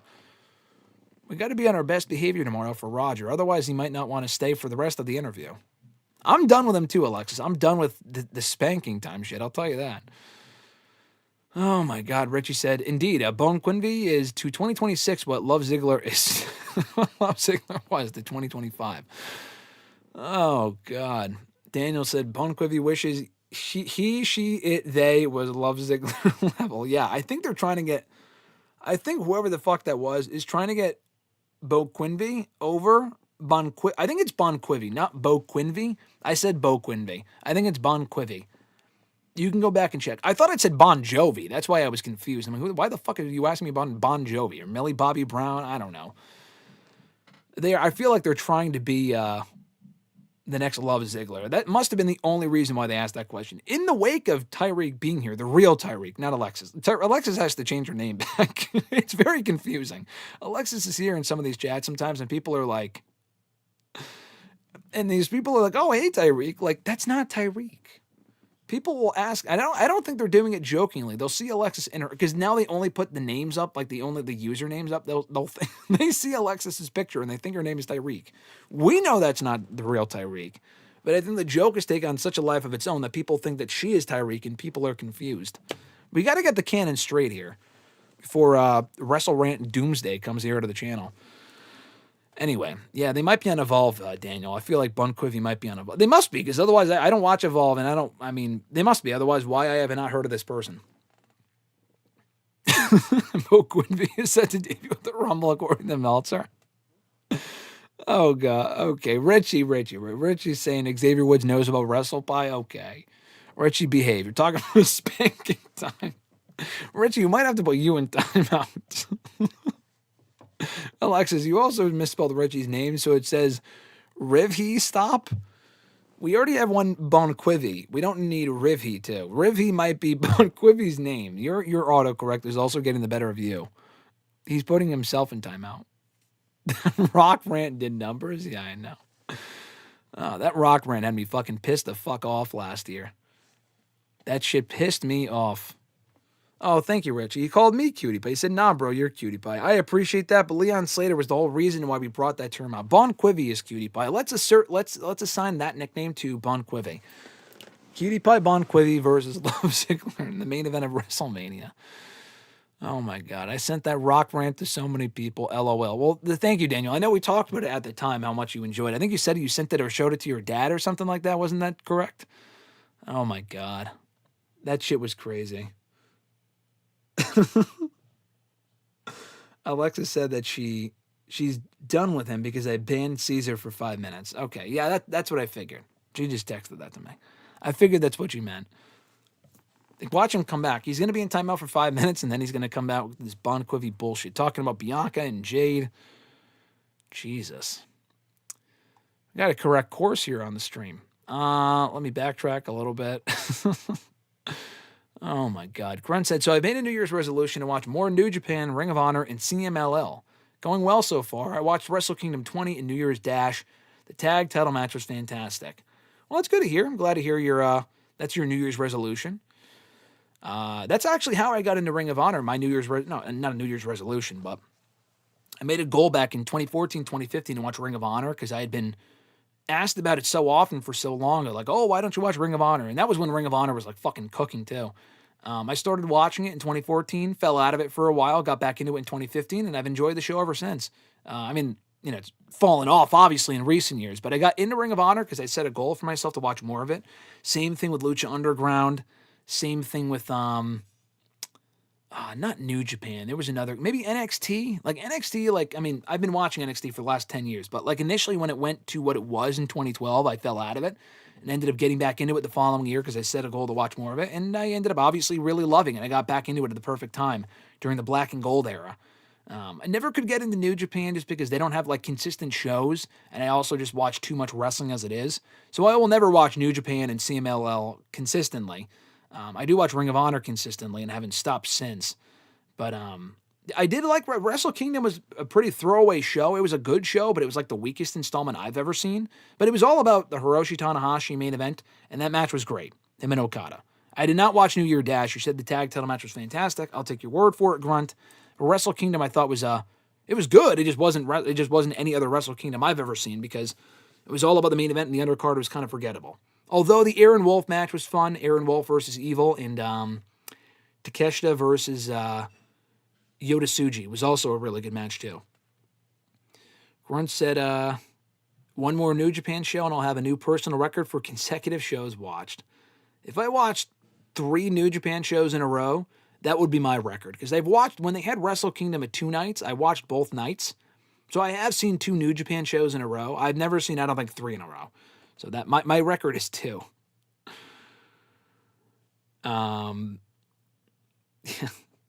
Daniel asked earlier, is there a Bon Quivi in any of these promotions? And Grunt said, sadly, no.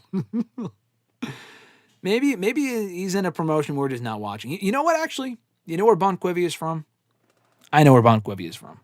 Bon Quivi must be from the Vince Russo run promotion, JCW, Juggalo Championship Wrestling. That's what it is. He's from JCW. We should fucking watch JCW one of these days and do a live stream. I know someone else asked me about that a while ago.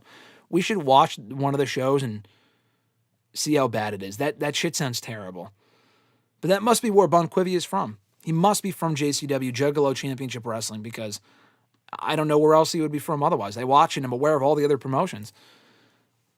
Eric said, if not this year, then when for Liv to win the Rumble Chamber? Next year, when the women's chamber match will probably be reduced to the night before because of how the Kingdom treats women. Oh, what, like, you talking about the women's match at Mania or whatever? I mean, yeah, just because you win the Rumble, by the way, doesn't mean you main event Mania. Charlotte and Jay, neither of them main evented Mania last year. So just, if Liv wins the Rumble next year, she could challenge for the championship at Mania. It wouldn't main event. I don't see Liv being a WrestleMania main eventer. I just don't. But whether they're in Saudi or not. Liv could always win another year, but she could win this year. This feels like the most likely year for her to win, to be honest. I mean, she was the runner-up in 2023 and 2024. She had a great run of the Rumble last year. So she kind of has momentum on her side. She can't constantly be in the final mix of those in the Rumble and then not win. At some point, she has to fucking win. This could be the year. And I think she probably is the odds-on favorite for now. Someone asked a question about it that I'll get to soon. I know we're almost 2 hours in and we haven't even answered the scheduled questions yet, but it does feel like a good year for Liv to win the Rumble. So we'll talk more about that soon.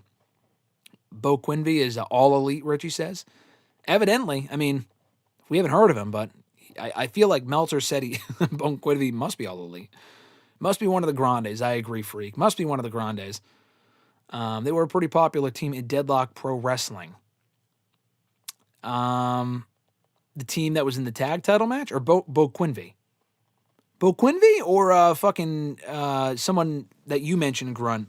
If this literally is someone in Deadlock, then you might be right. I don't know. I don't follow Deadlock, so you might be right. Bo Quinvy versus Melina versus Alicia Fox. That has Mania main event written all over it. Once in a lifetime, never again.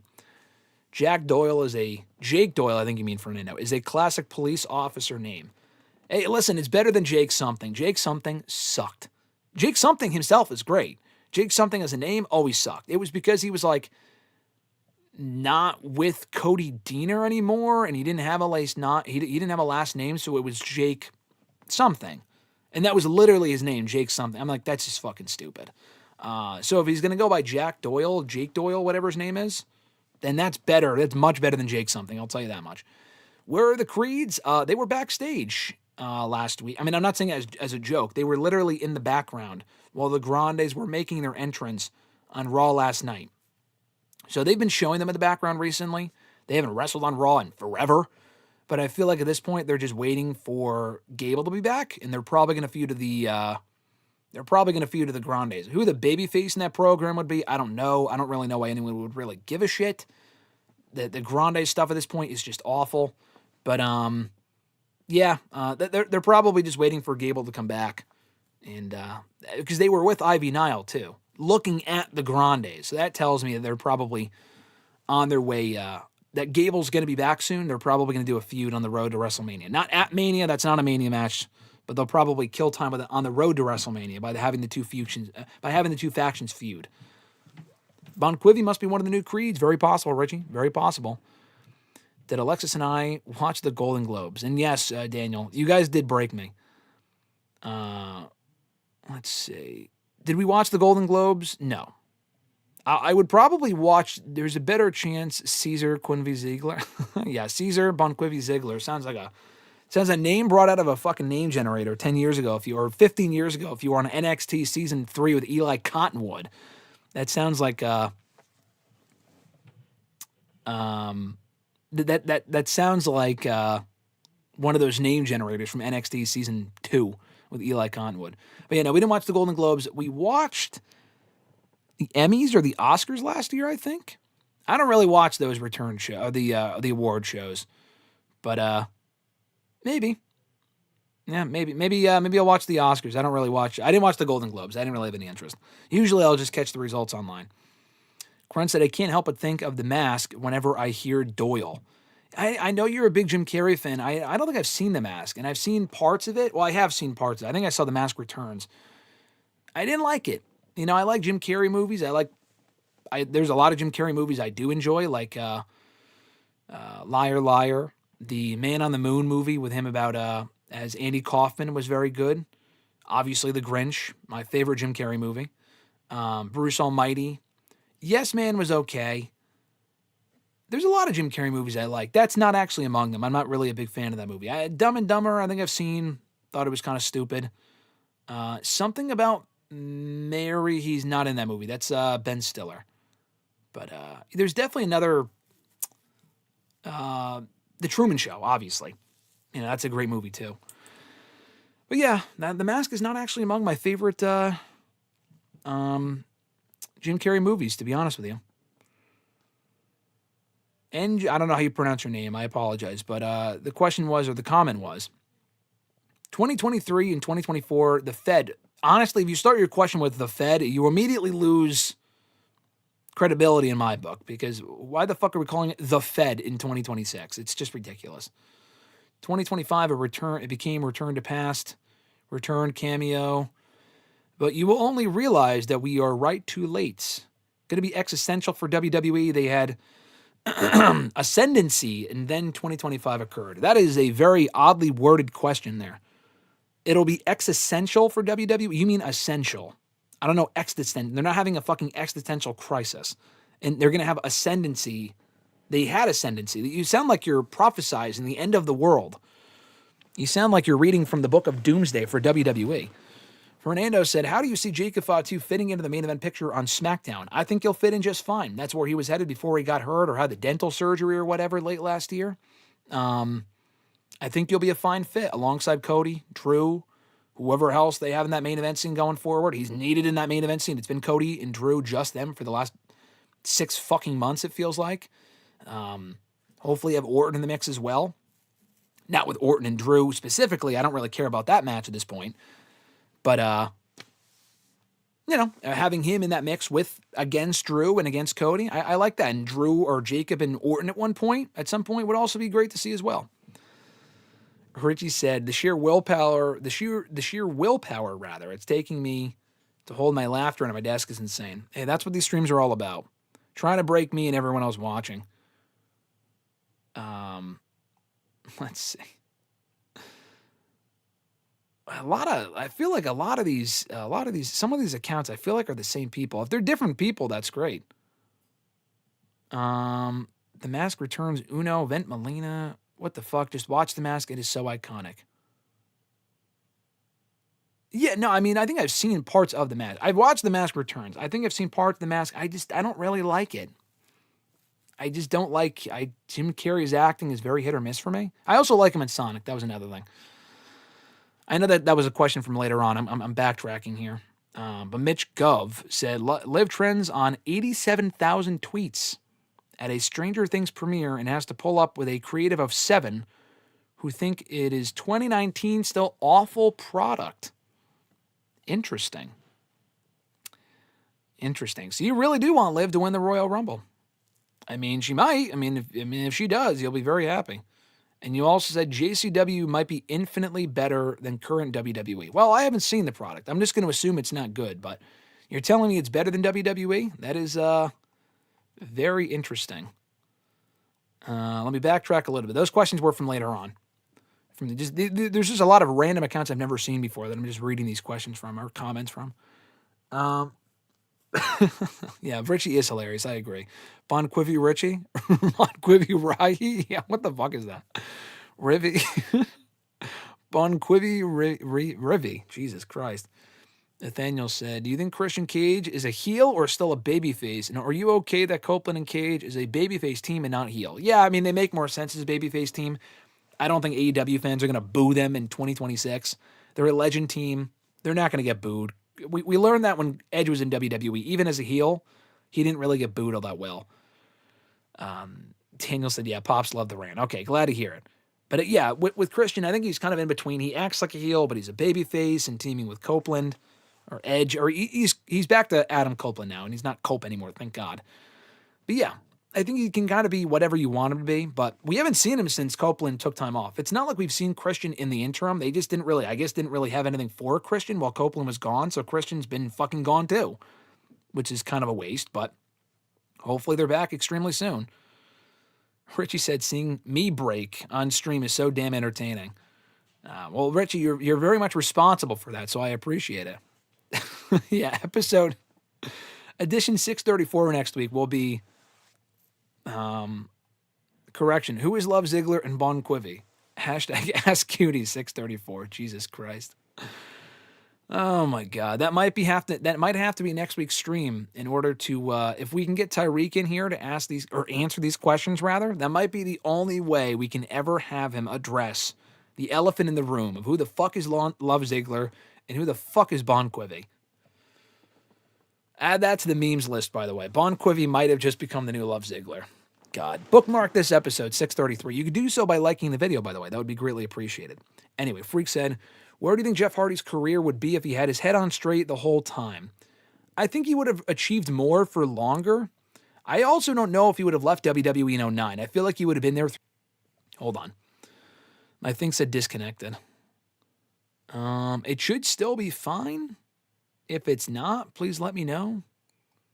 Okay, it said reconnection successful. So if you guys are having any issues, I think Alexis is still here. Please text me. Hopefully it's okay. But anyway. If the stream cut off, just let me know. I'll look back in the chat in a second. Alexis, if you're listening, let me know. I think we should be good, but it said connection. It said it was disconnected, and now we're back. But anyway, I think if Jeff did not get himself suspended, he would have been a little bit higher on the card, like been world champion a little bit longer. But he was already world champion in WWE 3 times, even with all the suspensions and whatnot. I think he just would have been around a little bit longer. Probably always would have gone to TNA because his body was beat to shit. He needed a lesser schedule. So he probably would have gone to TNA regardless at some point. He probably just may not have gone in 2010. Maybe in like 2012. I don't think Jeff Hardy was ever going to be the guy.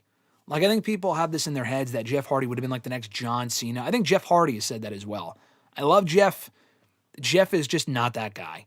You see him do interviews, and I've interviewed Jeff. Jeff's great, but he's not Cena. Like, he was not going to do all the Make-A-Wishes and the media appearances.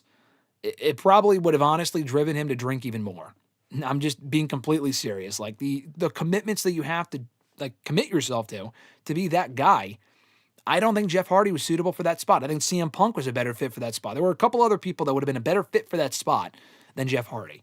So he would have been a perennial main eventer, which he was anyway, even with all the suspensions. I think the only thing that would have changed is that he would have been in TNA later than he was. Like, he would have gone there in 2013, 2012 to give his body a rest, because his body would have been beat to shit regardless. Fernando said, I think the Bron Breakker suspension was very lazy creative. They just did the same thing with Drew before Drew versus Cody was booked for last week.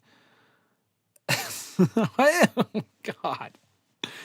Cream. We're not going back into the cream shit. Oh my God. Hashtag cutie cream. We can't.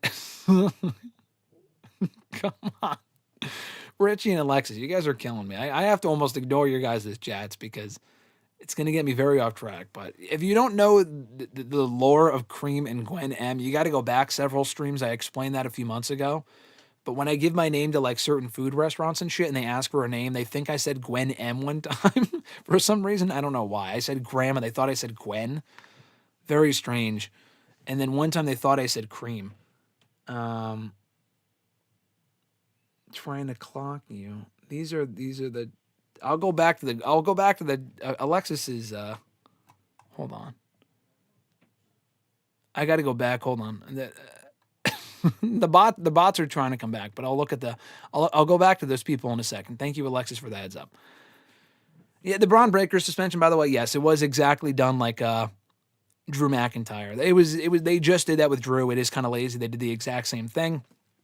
They got to get more creative with it. But WWE, that's how Triple H books things. They want to write someone out for a few weeks. They just have them get suspended. It's not the first time we've seen it, not the last time, but they are doing it more than previous regimes have in creative. Oh my God, Alexis saying, I can't wait for him to read this part of the chat. Talking about me? No, Jesus Christ. Speedball and something, Grunt said. I don't remember Speedball and Jake something ever being a team. I don't remember that. Maybe it wasn't TNA. I know Speedball and Trent Seven were a team at one point, very briefly. But in AEW, they could be a team in AEW, but I think Speedball and Kevin Knight are a much better team. And also, that also just kind of gives me Bro Dito vibes, and Bro Dito is probably 10 times better. So I'll say something in Speedball reunion in AEW. I'm going to say no on that. What's the greatest WWE Divas feud, Nathaniel asked. I think it's AJ Lee versus Paige or Trish versus Lita. Trish versus Lita. Definitely not AJ and Paige. It was a good feud. Honestly, disappointing. I think the AJ Paige feud could have been a lot better than it was. Dragged on for a long time. The matches never really got above a certain level. They were never as good as we thought they would be. Trish and Lita had some legendary matches. I would not say that about any of the AJ Page matches. They were good, but not legendary. Not every Trish Lita match was amazing, but their feud was indeed iconic, so I would go with them. Johnny said, I heard Tommaso is going to be the next member of the Don Callis family. He might be if he leaves WWE. He probably would honestly end up, it would definitely fucking end up either in Ring of Honor or the Don Callis family or both. Richie said Tommaso is apparently re-signing and getting repackaged as, wait for it, Bon Quivy. That's what I heard too. That's what Meltzer reported. Yeah, Daniel, I agree. These episodes are so damn entertaining, especially when they go off the rails. Yeah, I know. Tell me about it. It's all thanks to you guys. All thanks to you guys. Hold on. Hashtag SD said, when it goes off the rails, is so goddamn funny. Agreed. Ace Ventura, you, me, and Irene, and Cable Guy. I have seen Cable Guy. That was good. I did see that. It was, unless I'm thinking of a different Cable Guy movie, but I'm pretty sure it's the one I'm thinking of. I did see that. That was good. You, me, and Irene, I think I've seen. Don't really remember it. I did not like Ace Ventura. I've seen most of that movie. Did not like it. Have I seen Little Nicky? Only the ending of it. Very weird movie. Maybe overall it's a great movie, but I only watched the ending a few years ago, and I'm like, the fuck is this? I know they make a reference, or they have a cameo from Chubbs from Happy Gilmore, which I thought was cool. It's the Adam Sandler verse, I guess. But the rest of the movie looked fucking bizarre. Grunt also said, speaking of tag teams, who do you got to win the 4-way on Dynamite tomorrow? So who is it? GOA. The winner gets the next tag title match. So it's Jet Speed, GOA, the Bucks, and the Don Callis family. And the Don Callis family, I think, is Mark Davis and Jake Doyle. I don't really care about them challenging for the tag titles, to be honest with you. They might win just because Jake Doyle's new, but that's not really a team I give a shit about. The Bucks, no, we've seen that a million times. The Bucks could make sense now that the FTR are heels and the Bucks are baby faces. Maybe, but no. GOA, no. So that would leave Jet Speed. I'm going to say Jet Speed win that match. And Jet Speed get the next shot at the tag team titles. Am I a Fallout fan? Yes, of the show. I don't play the games. My brother has played the games. Alexis has played the games. They both like the game. I haven't played the game. Not really familiar with much of what happens in the game beyond of what happens in the show. The show's great. And I've been following it so far this season. Alexis and I both, and it's a very good show. What match do you want to see the most at WrestleMania this year? What match do I want to see the most at WrestleMania? I don't know. I'm not really sure. I thought Braun and I don't know if Braun Breaker and Roman Reigns is the match I want to see the most at Mania. Honestly, just anything with fresh people. Gonna be honest. I mean, I want to see Jade and Bianca, but I'm not sitting here with bated breath like I want to see that match at Mania. But yeah, I wouldn't say any of those matches. Really, just anything with fresh faces. Something with Obafemi, something with Jacob Fatu, something with Braun Breaker in headline spots. I mean, Fatu and Roman would have been cool at one point. We could still see that eventually this year. I don't think it would make sense. I don't know if there's any one match this year that I would be dying to see, aside from like fucking Gunther and Ilya Dragunov, which isn't happening at WrestleMania this year. I don't think so. Yeah, I don't know. I don't know if there's any one match to answer your question. Fernando said, did I watch The Truman Show and the number 13? You mean the number 23? I think that's what you mean. The number 23, I remember when it came out because I was in middle school at the time. And I think the whole thing with that movie, it was like the 2006 version, excuse me, of the 6-7 shit where everyone was saying 6-7. That's what it felt like back then, where they said, oh, everything adds up to 23. And at that point, I was like, oh shit, like 23. I added up the letters in my name and it equaled 23. That was the only reason why I remembered that movie. I haven't seen the movie, but yeah, before 6-7, there was 23, to be honest with you. That's the movie you're talking about.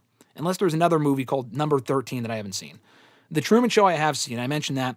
Great movie. Excellent movie. One of Alexis's favorite movies. So, yeah, no, that was good shit.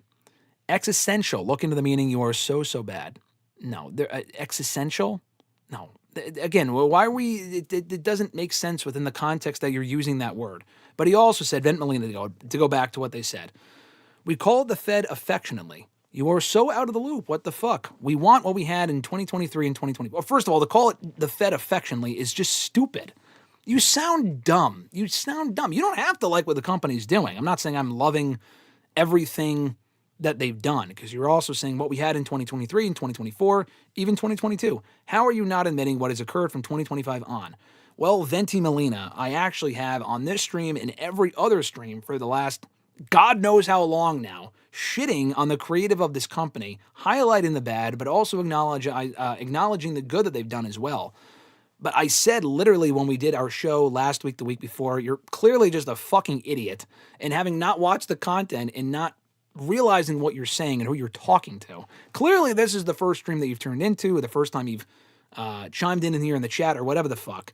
And don't be correcting me on words and all this other dumb shit. When you clearly don't watch, you talk about not watching the product, you seriously don't watch the product of what you're chiming into right now. Because if you did, you would know I have shit on the product quite a bit in the last year in saying that it is not 2023, 2024, or even 2022. You don't have to tell me that. I could tell you that because I've been saying that for the last 3 to 4 years. So again, just stop. You're complaining about nothing. You're complaining about how the product is bad. That's fine. But now you're trying to take shots with the whole Fed. The Fed thing is just, I mean, that's not a shot at me. I don't really care about that. I just care because it sounds stupid. You just sound like an idiot. Anyone that calls it the Fed, whether you like the company or not, you just sound like an idiot. It's like AEW, like, oh, AEW is the dub. It's the same thing. You just sound like a fucking moron.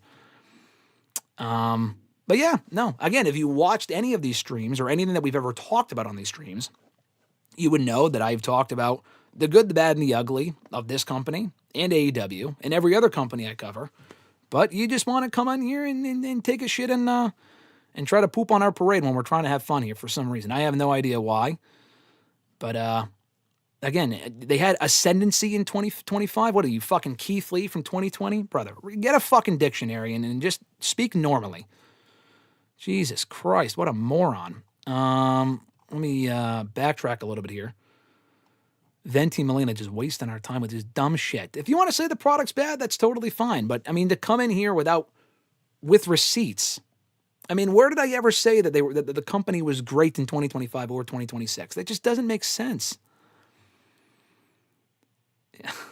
He thinks WWE is good. He thinks WWE isn't a good post if 2020. Mitch Gov. It's the same thing. First of all, I'm convinced these are the same people. If 2026 is like 2025, we are screwed. 2025 for the company was not terrible, but it was creatively inconsistent. Again, these dumbass bots in in the chat here clearly have no idea what you're talking about. We have talked about how fucking bad this product has been creatively for the last year. You have no idea what you're talking about. Using the word existential and fucking all this other shit. Ascendancy. Again, what the fuck are you talking about? I mean, I know that was Venti Molina and not Mitch Gov.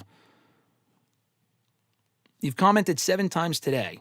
Correct. But I'm talking about in the last, I feel like you're probably new here to the chat because you're just saying stuff that doesn't make sense. I'm not saying if 2026 is as creatively inconsistent as 2025 was, then you are absolutely right. They are in a spot where they need to improve. But again, point me to where I said that wasn't the case. I said earlier in reference to someone else that the Rumble winners do not determine how great the product is in 2026, because that's not true. AEW has had awful months of January. Their month of January last year was fucking garbage. They built the entire program around the Death Riders last year. And then it ended up improving once they kind of moved away from that, and they ended up having a pretty solid year. WWE's January last year was very up and down with the Netflix premiere. I thought the Rumble itself was a great show. And just because he didn't like Jey Uso winning doesn't mean it was a terrible year just because he won the fucking Rumble. I don't know if that's what you're referring to specifically, but just give me more, like, again, instead of taking shots, you're focused on one word for some reason. Just because I said that the word that you used to describe the company in 2026 doesn't really make a whole lot of sense. But focus more on the other fact where I never said that WWE was in a great spot right now. Where did I ever say that? Tony Khan loves to have an all-star bench. I mean, you could say the same thing about WWE, though, Johnny. They like to do all-star tag team matches. AEW also has a lot of people on the bench, but so does WWE. The profits aren't around right now, so there's a lot of people that aren't even on the show. So as much of a bench that AEW has, WWE's bench is growing pretty big as well. Anyway, let's backtrack a little bit. Did I think Jim Carrey did a good job of playing Andy Kaufman? I did. I thought he did it. He was the best part of that movie. It was a good movie, but I think the best part about it was him. Bon Quivy merch soon? Yeah, definitely. Definitely Bon Quivy merch soon, along with Love Ziggler. That's still coming soon for sure. Johnny said, who wins between 11 and Phoenix Jean Grey? Phoenix. 11 sucks. I'm sorry. 11 is just a terrible fucking... the character of 11, I'm not saying she's awful, I shouldn't say that, but the acting is not good, and the fucking, like, Star Wars Force-esque powers are also not great. Better villain, Vecna or Homelander? Homelander. Not even close.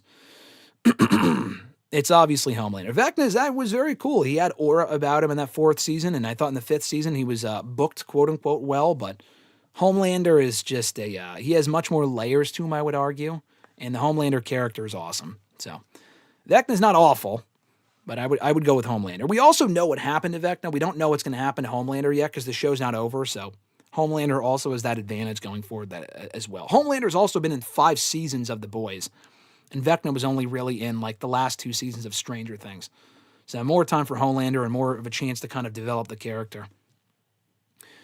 What does the WWE scene landscape look like if Kurt Angle never left in 2006? I don't know if it's really drastically that different. I mean, they put Kurt on ECW before he left. So it's not like they were going to put him right back on Raw or SmackDown. If Kurt doesn't leave in 2006, hopefully he doesn't fucking die, because he probably would have OD'd or something, or attempted to, or whatever shit he was on at that point, where in TNA they just kind of allowed him to do whatever he wanted. Assuming that's not the case and he stuck around, he definitely would have burnt himself out and left by, like, 2010. Like, even creatively, there really wasn't a whole lot more to do with him. A whole lot more that he could have done that he didn't already do by that point. So, yeah, I feel like he was going to be on ECW maybe for a year, I would say till mid-07, just to establish the brand. And then when they realized that, okay, ECW is a lost cause, they would have probably put him back on Raw or SmackDown or whatever, working with... who kind of came up in 07 and 08? They never really did Angle and Batista. I don't know if we ever got that as a formal program. So they could have done an Angle-Batista feud at some point, probably in 07. Angle and Taker we had seen a few times, but they could have run that back.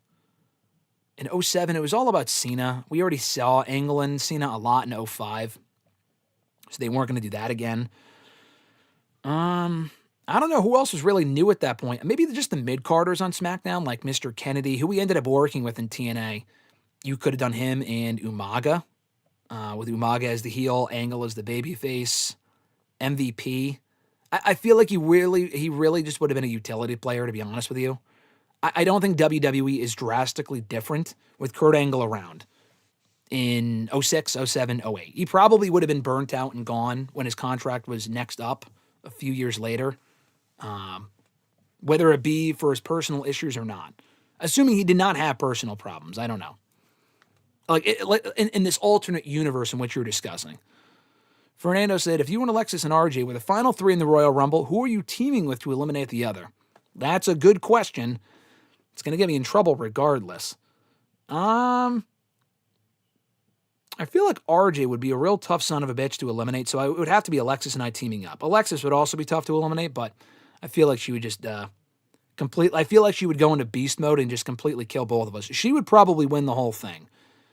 So it might have to be me and RJ attempting to take her out, but I feel like she would thwart our attempt and just win anyway. So I don't know. Just because we team up on the other person doesn't necessarily mean the two people that it comes down to are going to be the final two and win.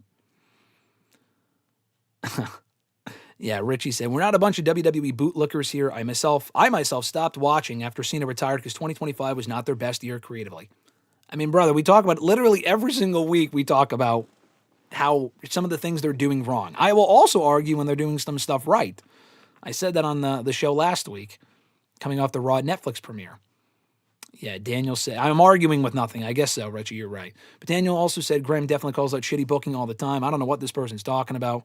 Yeah, it's people that just think they know what they're talking about, but they just want to argue for the sake of arguing because I called them out on them calling it the Fed. I'm sorry, if you call it the Fed as a joke or something, even still, it just sounds dumb. I've had people legit ask me, what the fuck is the Fed? It sounds dumb. Like people that aren't even hardcore wrestling fans, and I go, it's just people that don't like the product. And that's fine. If you don't like the product, there's a lot of them. There's a lot of people here in the chat that don't like the product, don't even watch. Richie said he doesn't even really watch. We're not calling it the fucking Fed. I mean, you can, I guess, if you want. To me, it just sounds dumb, but that's just my personal opinion. But anyway, Johnny said, would you say Cody is a bigger box office draw than Bret Hart and Shawn Michaels? Oh, that's a fucking tough question. Not a bigger star. I mean, Bret and Shawn will always be like the greatest of all time. You're saying a bigger box office draw. You know, honestly, there might be numbers to back up saying that he is. I know that might sound wild, but I mean, Bret and Shawn were the faces of a generation where the ratings, attendance were at record all-time lows for that company, to the point where they almost went into bankruptcy, and like the company could have almost folded had it not been for the Attitude Era, which they were also a part of, but not a big part of. Bret Hart was gone by 97. He didn't do massive business like permanently in WCW, which was also part of the, due to the fact that how he was booked. He was booked like shit in WCW. But it's not like he translated to massive business over in WCW. And then for Shawn, it's not like he came back in 02. He also missed most of the Attitude Era. He retired in 98. It's not like when he came back, it was this big business period for WWE. The Ruthless Aggression period was a great period for them, but it was a significant drop-off from the Attitude Era. So it's not like when Shawn came back, we'll keep the Attitude Era going, and he himself is not going to produce big numbers. I just feel like there's more. We also have more metrics to go off of with merchandise and the whole TKO thing. Cody himself is not responsible for the big boom period that WWE experienced from like 2022 to early 2025. A lot of that had to do with Roman and the Bloodline too, but Cody was also a big part of it. Honestly, the answer might be yes. I mean, best of all time, Cody's not even in the top 10. It's probably not even in the top 20. Bret and Shawn are. They're in the top 10. But yeah, honestly, that's an interesting question. I'm curious what you guys think. Let me know what you think. I know that sounds like egregious. Like, how could Cody be a bigger... Like, we're not talking like star, like, Shawn. People will always... More people in the grand scheme of wrestling will know more about... Like, today. Maybe not in 15 years. But today, more people know Shawn and the Sweet Chin Music more than Cody Rhodes, because Shawn came up as a big star and was a big star for pretty much the entire time of the company, at least after he broke away from the Rockers. Cody you're not seeing people say now, people aren't saying today, like, oh, yeah, Cody's my childhood. I mean, Cody started in WWE when I started watching the product around that time in the late 2000s. But it's interesting. I know that's a really interesting question. I think Cody has probably produced bigger business for the company than Bret and Shawn did. So that might make him a bigger box office draw. But it's kind of hard to measure that without exact numbers in front of me. Anyway, Nathaniel said, how long do I think Cope and Christian should be tag team champions, and should they win it? Yes, they should win. They should absolutely get one more tag team title run before they wrap it up. How long that reign should last? It doesn't need to be a long run. That could be, a couple of months. I don't need to see a year-long run with Cope and Christian. It really is more a matter of how long Cope is in AEW for. At last word, his contract is up in October of this year. Unless they push that back because he hasn't been around for a while due to filming of the Percy Jackson show or whatever, unless they push that back, then he's probably gone in October. So they would have to get the tag titles before then and obviously lose them unless they lose them in their last match. Maybe a few months. They should win the tag titles, probably from FTR. They don't need to hold them for long. Get a couple of big matches with FTR, the Bucks. Them and Bro Dito, I think, would be a lot of fun. I don't know if they're still teaming. We haven't seen them team in a little while since they lost the tag titles, but that would be fun too. Yeah, probably a few months. I don't know if it needs to be much longer than that. Charlotte and Sasha was a great women's rivalry. Johnny said, yeah, that was a great feud. I didn't love the booking, though, of them constantly changing the title between the two. So Sasha beat Charlotte for the belt on that first Raw of the new era in 2016, 10 years ago. Crazy to think about. They changed the belt on that first Raw post-draft. Charlotte won the belt back at SummerSlam. Sasha won the belt on Raw from Charlotte. I think Charlotte defended it at Night of Champions in a triple threat with Bayley and Sasha. So she won there. They had a match on Raw in October. I think it was a Falls Count, or just a regular match. I think they headlined Raw for the Women's Championship. Sasha won the belt there. Charlotte won the belt back inside Hell in the Cell in Boston a few weeks later. Charlotte won the championship, or Sasha, won the championship again on Raw. So you can only ever win the championship on Raw, evidently. In Charlotte, I think, in her hometown of Charlotte, North Carolina, or whatever, in a Falls Count Anywhere match, also, I think, in the main event of Raw. And then Charlotte won it back again in an Iron Man match at the end of the line Roadblock pay-per-view that December. So the 6 title changes in the span of 4 months was completely ridiculous. But the matches themselves were great. I think I may have enjoyed the actual feud more in NXT. On the main roster, the promos weren't great. The matches were great, but the constant flip-flopping just pissed me off. And the Hell in the Cell match I didn't love. But the other matches I thought were really, really good. Mario's thoughts on Happy Gilmore 3. Are they making a Happy Gilmore 3? I would fucking hope not. That second one, as I kind of expected, was a giant nostalgia fest. There were some funny parts of it. I enjoyed the movie. It was a fun time. Definitely not a great movie by any stretch. But yeah, I would definitely not greenlight Happy Gilmore 3. They might, just because the second one did so well on streaming. But yeah, that sounds like a terrible idea. That second one was just filled with flashbacks. I feel like half of that movie was flashbacks. Noob said Jake Doyle, a.k.a. Jake something, soon to be Jake nothing in AEW. Funny joke, Noob, but I hope not, because he is talented, so I hope he does well there. Although him being just another member of the Don Callis family, not exactly encouraging. And soon to be Jake Bonquivy in NXT. Exactly. Jake Bonquivy coming soon to NXT. Fernando said, should Tekla beat Chris Stat for the AEW Women's World Championship? Should she beat her for it? I'm going to say no. If she does, I'd be fine with it. I think Tekla is very good. I think she's great, so I would have no problem with that. If it was Tekla taking the title. I don't think she will. I don't think she should necessarily, but I look forward to the match. Obafemi versus Big E, Meat versus Me. That would have been amazing. Unfortunately, we're not going to get it because Big E's done. And if he does come back, it would probably be for like a 6-man tag or something with the New Day for like a one-off. I doubt he ever comes back for a full-on run. But that would have been great. Big E would have loved that match for sure.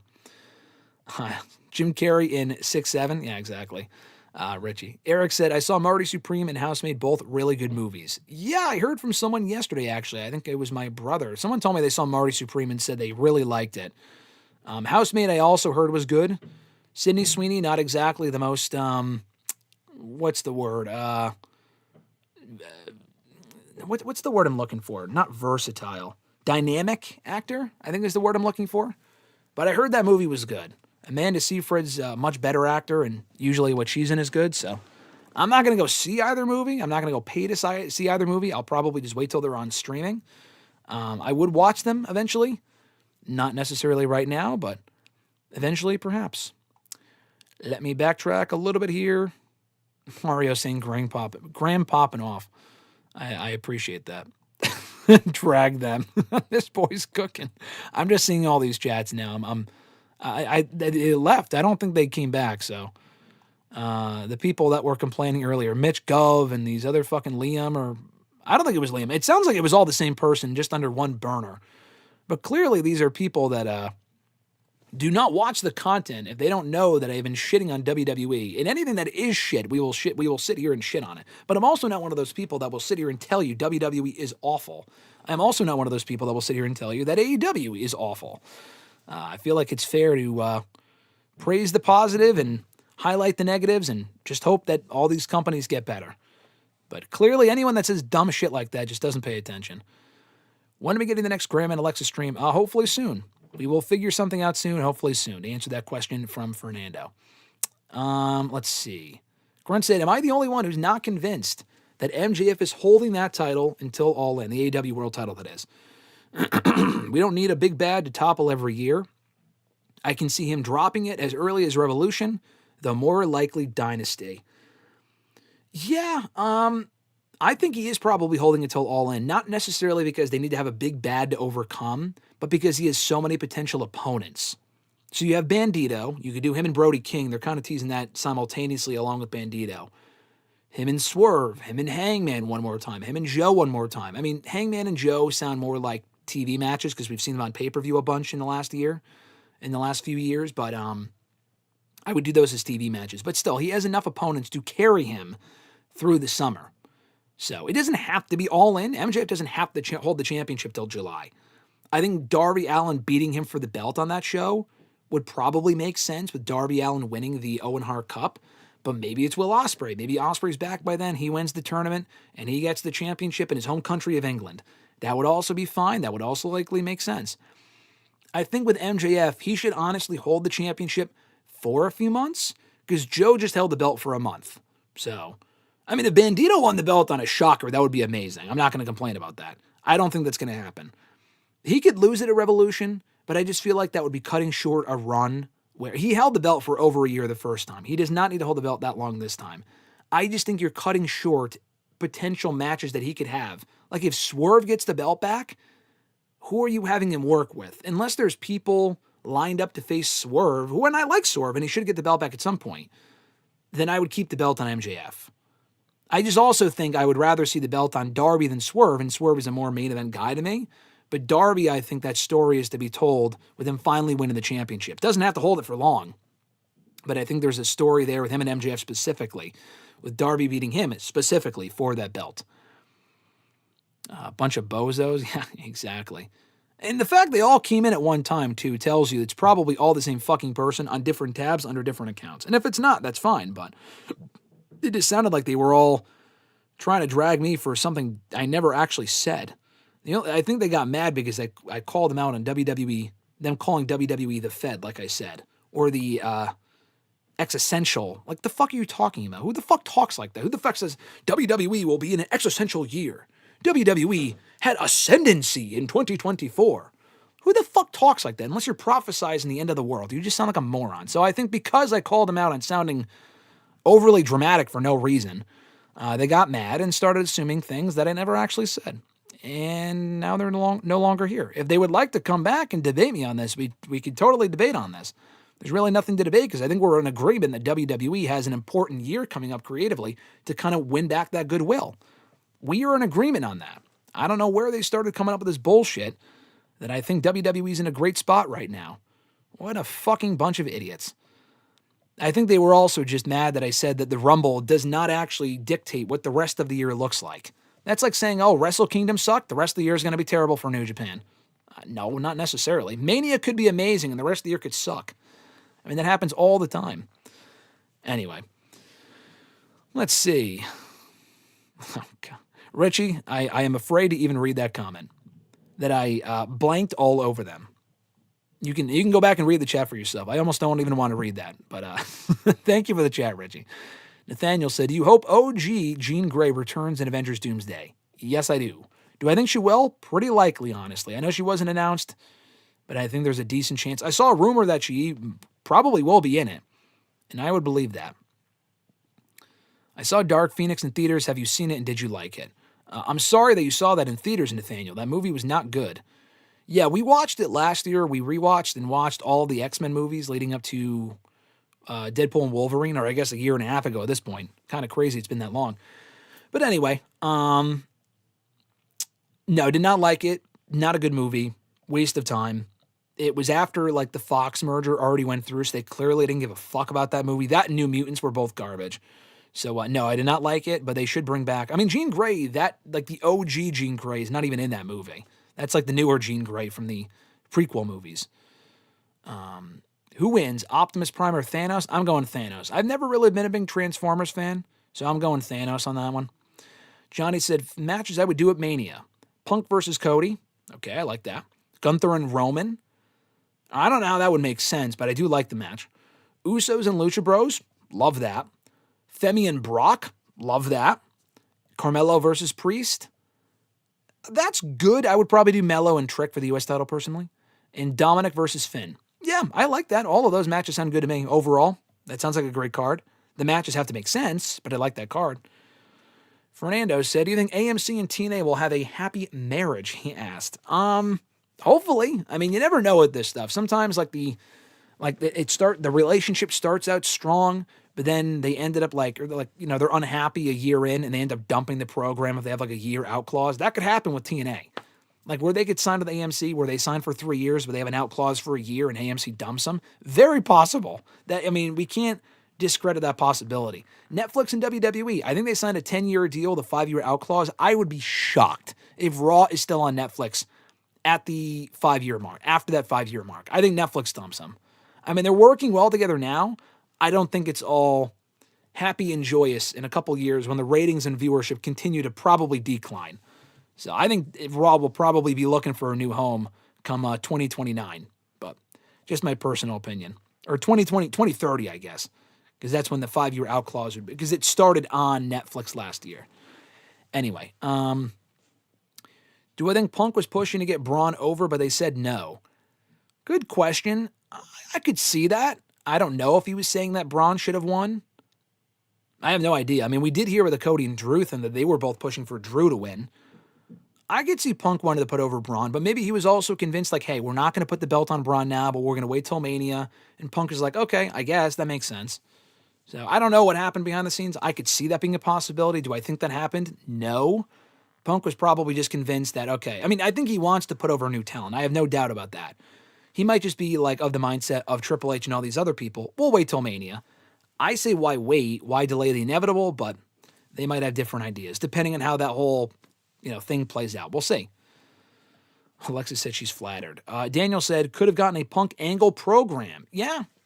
If Angle stayed and Punk was there, Punk was still like a rookie on ECW. I mean, actually, no, Punk debuted in 06. We probably would have gotten that Punk Angle program on ECW, which is pretty insane to think about. But yeah, we probably would have gotten Punk and Angle in ECW in 07 or 06. And Punk would have been the one to overcome Angle, the vet, to prove himself, which would have been cool. Or they could have done that for the ECW championship. And when Benoit, that whole thing happened, if that happened the way that it happened, and that doesn't change, Angle's the ECW champion instead, and Punk has to beat him to win the belt, not John Morrison. That also would have been cool. Who would you rather hang out with, the Goonies or the Stranger Things gang? I mean, the Goonies turned out to be all massive stars as actors, or some of them did. Fucking Josh Brolin. So probably the Goonies, but the Stranger Things kids are fine. I probably wouldn't hang out with 11-year-olds regardless, as someone who is not 11 years old. But if I was 11, I mean, actually, not 11. 11 is 11. I don't want to hang out with these young children, but I would probably go Goonies because I feel like the Stranger Things gang is going to get involved in some dumb antics, and Dustin would be cool to hang out with. He seems chill. But they would also want to be doing this fucking supernatural shit. And, yeah, I don't know if I could deal with that. Daniel said Alexis would eliminate all of y'all at once like Roman did to Seth and Dean. Yeah, honestly, she probably would. Alexis would do twin magic and have Tyreek roll out and help roll out of the ring and help her win. Yeah, probably that definitely would be the case. Do twin magic with Tyreek. Fernando said, I do think Cody is a bigger star than Brett and Shawn Michaels. The knock on both of them mostly was that Brett was, they couldn't draw the WWE, almost went out of business during the Monday Night Wars with them. WWE also lost money with Diesel, a.k.a. Kevin Nash, as WWE champion. Yeah, all of that is correct. I'm actually kind of surprised that you agreed with that, Fernando. I thought you might say, I thought you might take issue to that and say that Brett and Shawn are far bigger box office draws, but I think what you said is accurate, so interesting. Nathaniel said, how would you feel if Copeland and Christian lost the titles in their last match or in October? I'd be fine with that, but it depends on when they win the tag titles. If they win the tag titles in the next few months at like Revolution, they shouldn't be tag team champions, in my personal opinion, for 7 months. I like Copeland and Christian. Do they need to be tag team champions for that long? Are they going to have that great of matches over that span of time? Maybe. I don't think that's necessary, but that's a possibility. Who the heck is Bon Quivy or whatever you said, Mario said? I have no idea. That's a great question. We're all asking the same thing. Someone popped up earlier, asked me about Bon Quivy, and fucking pieced, and we haven't seen them since. So, yeah, I don't know. Maybe you can answer that question, Mario. I will pose that question to you. Who is Bon Quivy? I do not know. Maybe Abu Sika can answer that question. Abu Sika's here. Abu Sika, what's going on, brother? He said, greetings, GSM. Greetings, Abu Sika. Hope you're doing well. Let's see. When should Okada win the AEW World title? Good question. I would say within the next year. He's not getting any younger. I mean, I wouldn't wait much longer. It's already been 2 years he's been in AEW. Wait, hold on. Hold on.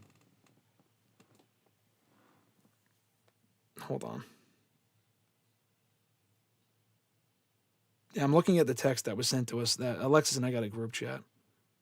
Is Diddy missing from prison? What the fuck? Is that just happened? I don't think he's dead, but he's not there apparently. What the fuck? I have to look at this tweet while we're out here live on the air.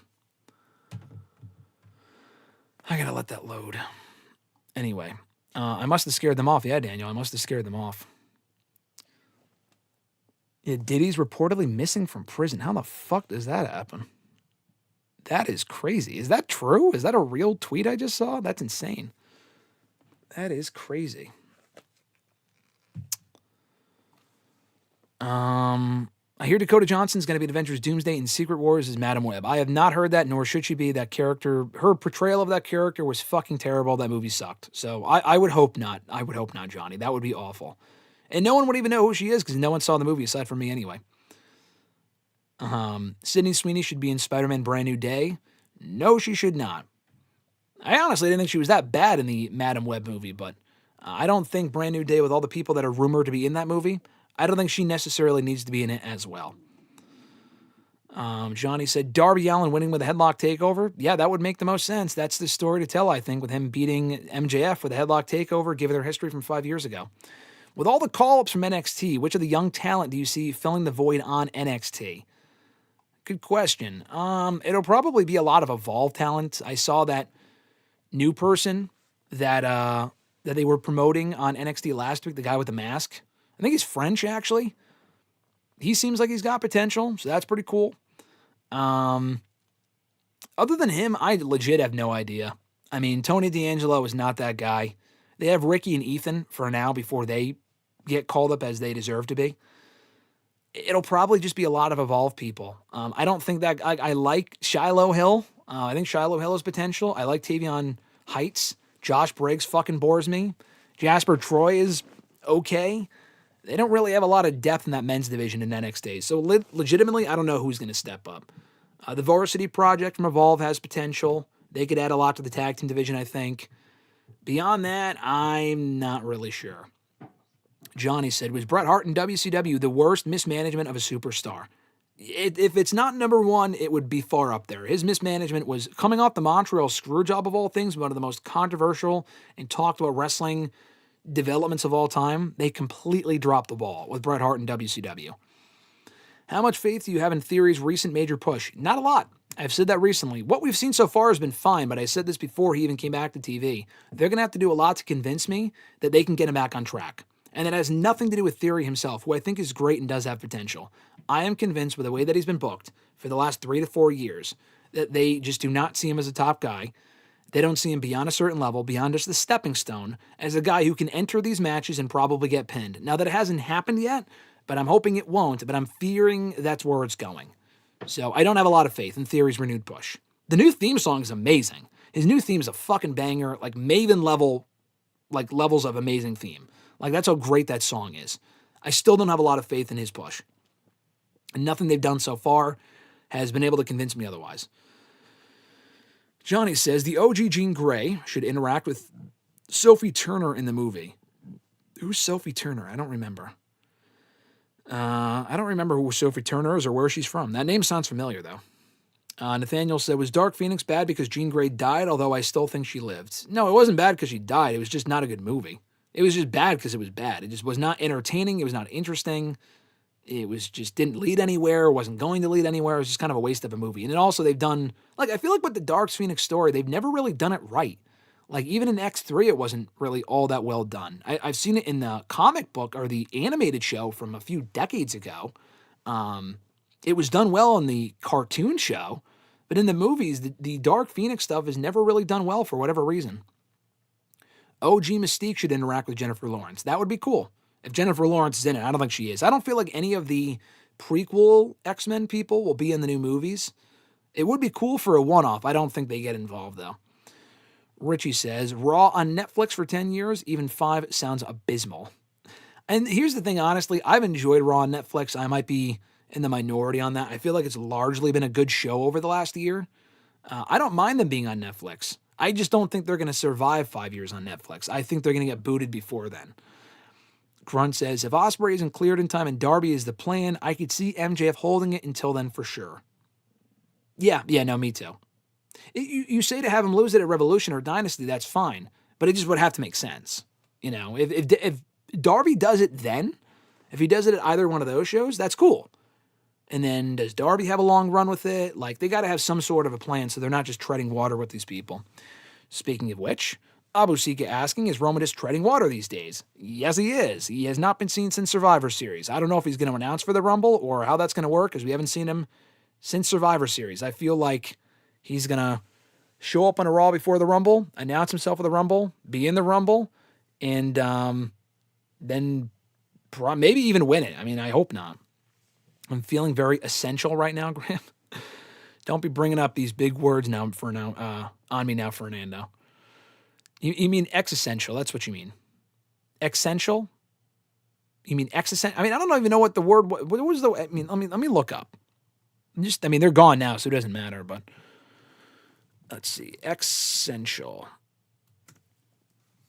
Relating to existence. That's existential, like crisis type of shit. That's not what they were talking about, though. I think the word was something else. Essential. I don't even think the word they were saying is an actual word. Because every time I Google essential, it's existential. Like existential crisis. And that's exactly what I thought they said. What was the... I mean, I don't know. It doesn't even matter at this point. But I'm just saying. Maybe I'm learning a new word here. I don't know. But they were focused so much on that fucking word. It's like, that's not the point. You're complaining about something that doesn't even really matter. And even if that is a word that they were using, it's still being overly dramatic, acting as if the world's going to end if WWE sucks in 2026. It's called Another Day That Ends in a Fucking Y. Grunt said, I can see Wembley being the place where Ospreay returns and confirms he's cleared to wrestle. That would be cool. I think Ospreay's going to be out for a long time. I hope not, but you're probably right. Diddy wants to wrestle MJF in a prison brawl match. I mean, MJF's mentioned him he has mentioned him a bunch, so would not be completely unrealistic. Lights out freak off match.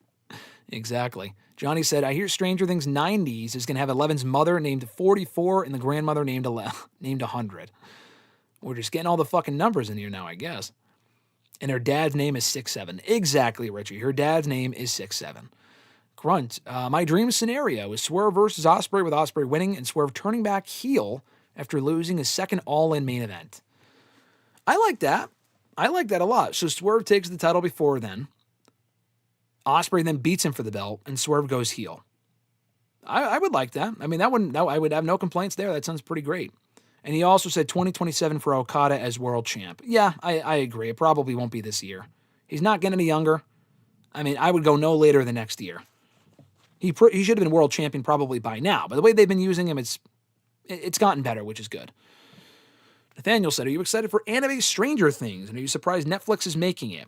Am I excited for it? No. Will I watch it? Maybe. Am I surprised? No. Stranger Things is really not all they've had, but it's one of the biggest properties they've ever had. Why would they not want to continue milking it for all it's worth? Realizing that there's still a lot of value left in that brand, I would just move on. But I get why they're continuing to do shit with Stranger Things, because there's still a lot of fans and they would watch the content. I don't know how successful it's going to be.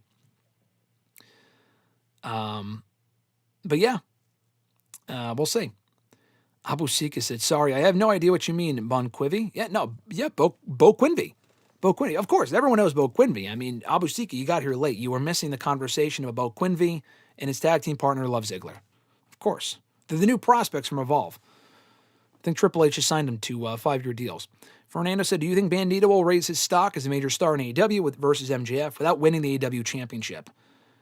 Do I think he will? I hope so. I think his stock will go up. It's already been high enough as it is. I hope they continue to do more with Bandito on his own. Bandito is great, but Bandito is also an amazing singles competitor.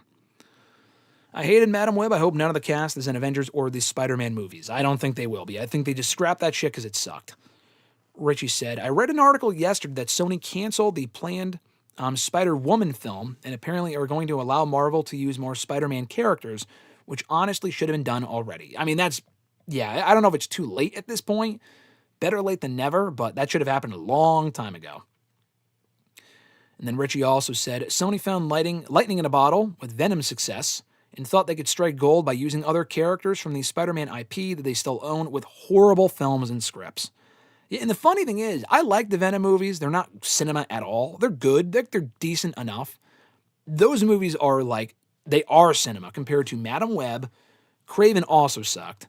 And Morbius was also atrocious. So bad it was good almost in a way. And I've told that story before too.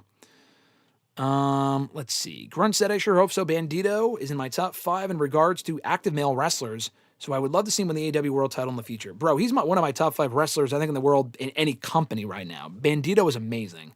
Him and Ilya Dragunov, I think, have a permanent spot in my top 5. Bandito and Ilya would probably kill me. That's how great that match, I think, would be. And how much I want to see that match, but it's not going to happen. I don't think. Sophie Turner was Jean Grey. Oh, okay, that's probably why it sounds familiar. My Owen winners are Hayter and Darby for the men and women. Yeah, that would be cool. I would be fond of that. Hayter winning for the women, Darby winning for the men. Does that give us Hayter and Chris Statlander 2 at All In, or does Statlander lose the championship before then? That's the question. Fernando said, what are your thoughts on Blade being officially canceled, but the MCU is moving forward with a live-action Midnight Suns movie with Blade? That was always the way to go. I mean, a Blade movie would have been cool, but it's been so fucking long. They announced it 7 years ago, bro. 7 years ago. I just laughed every time they kept announcing, oh yeah, we're going to make it. We're going to make it. We're going to make it. They were never going to make it. After COVID happened and that whole shit happened and the script kept getting thrown out and all this other nonsense, it was not going to happen. So at this point, just putting him in a Midnight Suns movie makes the most sense. They should have just established that years ago and got going on it a lot sooner than they did, because at this point, it's just embarrassing to have that big reveal 7 years ago. And they've done other reveals, for other movies they didn't end up doing. But the Blade one was especially bad because they had Mahershala Ali attached to it. It sounded very promising, and then it went nowhere. Richie said, according to Variety, Raw pulled in 340 million viewing hours in its first year on Netflix. I wonder how much of that decreases with Cena's departure in the creative of the company. I think it decreases quite a bit. for the exact reason you mentioned, among other reasons. It was the first year. I think that also includes PLEs, I guess, not just Raw. I mean, you said Raw, but I thought it was Raw too. But then I also heard PLEs and shit. And I'm like, oh, okay. So it might not just be that. Like internationally, the PLEs are on Netflix, like live, like the new ones. But anyway, yeah, I think that number goes down for sure. How drastically, I don't know, but I think it goes down for sure in 2026. Do I think Mercedes is returning at WrestleMania? No. I know she left, quote unquote, at Collision and like was written off. That doesn't mean she's leaving the company. She'll be in AEW for a little while longer for sure. At least until she wins the AEW Women's World Championship, and then in a few years, she'll be back in WWE someday. No time soon. Richie said, those bozos are probably either 14 or 45 dwelling in their mother's basement and heard a cool-sounding word on TikTok and thought they were saying something here. Good riddance. Exactly. Just dumb people. We don't deal with dumb. Or ideally, I would like not to. Nathaniel said, are you excited for Superwoman's movie, and do you think it'll be a sequel? Are you talking about the one coming out this year? Supergirl or Superwoman? I don't know. I honestly don't really know what you're talking about. The Venom films were stupid fun. I felt that they were aware of what they were. The other films took themselves way too seriously. Yeah, no. They tried to be something they were not. Like that part in Madam Web was just overall awful. Morbius, Jared Leto, I just don't like as an actor really in general. But in those movies, he was just also terrible. But in Craven especially, I was probably the best of them, but that movie still sucked. In Craven especially, there was the Rhino guy. He was the main bad guy in the movie. And so they had him, and there was one point in the middle. He went like something like that. I'm like, what the fuck was that? Like he was at a kitchen sink or something, and he started making these weird ass noises. I'm like, the fuck was that? We started laughing in the theater. I'm like, what was that? Why did he do that? It was very strange. Who wins between Captain Marvel and Wonder Woman? I'm going to go Wonder Woman. I think Captain Marvel might be stronger, but I'll go Wonder Woman. Acting-wise, Brie Larson, but not by much. Richie said, as Captain Marvel, Richie says, I do agree, Morbius is so bad it's good. Yeah, that was a fun watch. I watched that with Alexis, and I saw that, because we didn't see it when it first came out. We didn't have time. It was also just a terrible movie. I had heard, so we saw it a few months later when they re-released it, thinking that people wanted to see it again, which they didn't. But I saw it in theaters at that point, and we saw it the same week that they had, high school was getting out, like they had finals and shit. So we saw it with a bunch of high schoolers, like a bunch of meme fucking high schoolers. And they were laughing and making jokes. There was a round of applause when the movie was over. It made the movie way more fun than it should have been otherwise. Johnny said, the Quicksilvers from the X-Men and Avengers should interact. That would be cool. I don't think it's going to happen. Because you're talking about the prequel X-Men guys. I don't think any of those people will be in this movie. Fassbender, I don't think any of those people are in these movies. Are going to be in Doomsday or Secret Wars. But maybe. Abosika said, who do you think is the stiffest current wrestler in WWE? It's got to be Ilya. I feel like he beats the fuck out of people. Ilya or Sheamus? Ilya or Sheamus. Grunt said, another top fiver for me, question mark. Dorada, the single reason why I'm interested in checking out CMLL. Yeah, Maskara Dorada's had a great 2025 too in AEW. That triple threat with Takeshita and Okada was amazing. And he's had some really good matches on his own in AEW. So yeah, he's great too. Richie said, Mahershala Ali is also 51. Damn, I thought he was younger than that. That's crazy. He's also not getting any younger due to do Blade. But I guess Wesley Snipes and Deadpool versus Wolverine was right. There's only ever going to be one Blade. Yeah. I mean, are they going to just recast Blade as, Ali as Blade with someone else? If they're going to have him in a Midnight Suns movie, then they're probably going to use him in something else. So I don't know if Ali would do the role at that point or if they would just go with someone else so they can build around that character in the future. Probably the latter, but we'll see. I was disappointed with the Quicksilver storyline in the Wanda and Vision TV show. Yeah, I think that most people were.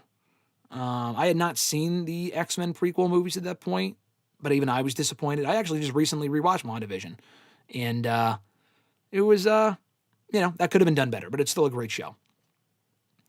Grunt said, we need a Mercedes-Bayley tag title run in AEW. Oh, like Bayley the wrestler? Yeah, I could see that. You wrote Bayley as Mike Bailey, so I was confused. But Bayley, like the women's wrestler? Yes. And honestly, I don't think that's that far-fetched. Grunt, as a member for 8 months, thank you so much, Grunt, I appreciate that. As a member of the All Access Pass, he wanted to say as well, how would you rank these potential all-in main events for Will Ospreay? Ospreay versus Swerve, Ospreay versus Hangman, Ospreay versus Omega, and Ospreay versus Okada. Great question. All in main events for Will Ospreay. I would go Ospreay Hangman first. I mean, all of these matches we've seen so far with Ospreay and AEW, Hangman and him had my favorite match of all 4 of those. I would go Ospreay Hangman, Ospreay Swerve, Ospreay Okada, and Ospreay Omega. We've already seen Ospreay and Omega twice. We've seen all these matches at least once. We saw that match twice a few years ago. Omega is just not in that spot to take the title. I forgot to mention Omega when I was talking about potential challengers for the championship for MJF, which was teased, I think, a week or 2 ago. But yeah, probably in that order. Hangman, then Swerve, then Okada, then Omega. Just because Omega's older now, and I feel like the other matches would probably be better. Johnny said, will you read the Superman versus Homelander comic when it comes out? Not a comic guy, probably not, but maybe. The new Supergirl movie, do you think there's going to be a sequel? Maybe. Probably not. I feel like James Gunn might want to just introduce the character, then move on and have her be in something else, but maybe. Depends how well it does. Queen Maeve would defeat Wonder Woman without breaking a sweat. She definitely would. Grunt says, I just hope the Blade video game still comes out. Is that was that a rumor or is that confirmed? I don't remember. I know about the Wolverine game. That looks cool. Was there ever a Blade game that they confirmed? I forget. Aaron Taylor Johnson can play Quicksilver and Kraven in the Avengers movies? God, no. Please leave Kraven out of it. Do we think Tom Holland gets Venom, Symbiote, and Secret Wars? No. I don't think they're going to want to further any Venom storyline in Secret Wars. I don't think Marvel really cares about that. Johnny said, never say never, returns can happen. No, that's possible. Definitely possible. Nathaniel said, how would you feel about a Marvel versus DC movie? I've always talked about it. I think that'd be cool, but it would have to make sense, and I don't think they're going to do it until one company both companies actually are desperate enough to make money.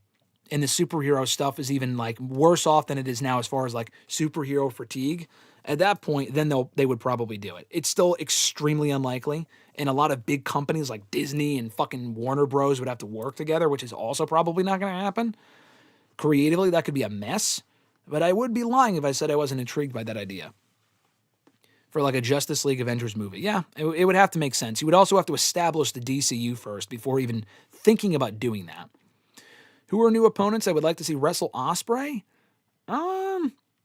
Gabe Kidd, if they were to sign him, and they probably did that match in New Japan at one point, but Gabe Kidd, Darby and Ospreay, I think they did during the Continental Classic, Ricochet as well, but one of those 2 matches would be fun. We haven't seen those on a major scale yet in AEW. We saw him in MJF already. He's really faced a lot of the talent they have there now. Him and Joe. I don't think we've seen Ospreay and Joe yet. That would be good. Bandito. I don't know if we ever saw Ospreay and Bandito yet. That would be my number 1 probably. And Grunt said, yeah, the Blade game was announced a few years ago, but we haven't heard anything about it since. It sounds like the movie. It sounds like the exact same thing. It probably will not be coming out in that case. And then Grunt also said DC versus Marvel would work better as an animated movie. Yeah, you're probably right. You're probably right. Mike Tomlin has stepped down, Eric says. Who is Mike Tomlin? I don't know who that is. Johnny said, James Gunn can be the mediator between Warner Bros. He'd be the mediator between Warner Bros. And Disney. No, you're right. I think he definitely would be. I've thought about that too, because he has connections to Disney, and he's still on good terms with them, he said. But again, the DCU would have to be established. For a live-action movie like that, it would have to be established. And James Gunn can work that out, but creatively, I think Disney and Marvel would want more than like DC as far as like putting their characters over strong and shit, and then it just makes for a bad movie. Yeah, I don't know if that would be worthwhile or not. Ospreay versus Mike Bailey would be sick. Yeah, I guess we haven't gotten that match yet either. I forgot that we haven't gotten that match. That would also be awesome, I agree. Pittsburgh Steelers head coach. Oh, shit, okay. Ask RJ about that on Thursday. He'll probably have thoughts. There's been a lot of head coach turnovers, he said, on Thursday last week. He said there's been a lot of coaches that have been either fired or stepped down. Steelers head coach for the last 19 years. That's crazy. Yeah, but we'll have to ask RJ about that on Thursday. Ospreay MJF would be great, but we saw that twice already 2 years ago. Eric. Johnny said, if the Street Fighter movie is successful, then we can see an X-Men versus Street Fighter movie and Marvel versus Capcom movies in the future. Yeah, I mean, it would open a lot of doors if it worked, but it would have to make sense. I feel like money-wise, it would make money. Creatively, I feel like it'd be a mess. That's my concern. Fernando says, what is more possible? A Marvel and DC crossover movie or a WWE and AEW crossover event? That's a great question. We talked about that with Tommy, actually, when he was on the show back in July. I feel like a WWE AEW crossover is more likely. I just don't. With Marvel and DC, the companies are way bigger. WWE, it's really just pettiness. They've proven they can work with other companies. AEW, they just don't want to. Disney and Marvel and DC and Warner Bros. And shit, I just don't think it's gonna. It's just too big of a project for especially for a live action thing. I don't think either is all that likely at all. But what would happen? First, WWE and AEW before Marvel and DC. Thoughts on Theory's return so far? You said. It's been fine. They really haven't done a whole lot with him. His entrance is great. I said that earlier. They still have yet to convince me it's going to be a success. I'm still very skeptical that this is going to work out for him. I feel like it's going to be a failure. They're going to have him take pins, and then he'll just get fired in a year or so. I fucking hope not. I think Theory's very talented. He deserves a shot. But so far, nothing they've done to them in the last couple of weeks, it's been decent. Nothing bad, nothing great either, has really stood out as being. It's not like he pinned CM Punk and he's getting a world title shot. He's really just been a background player in recent weeks. But it's been decent. I still need more time to formulate more thoughts, but I'm still extremely skeptical.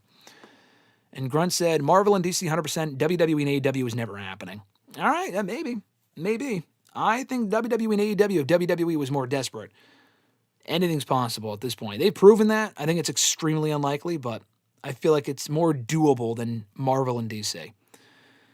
What was my favorite Marvel versus Capcom game? None, because I never really played them. So I can't say that any of them were my favorites because I didn't play those games. I didn't really play many of the Marvel games. I played more of like fucking the WWE No Mercy shit and whatever, like on N64 and GameCube and whatever. Rampage, stuff like that.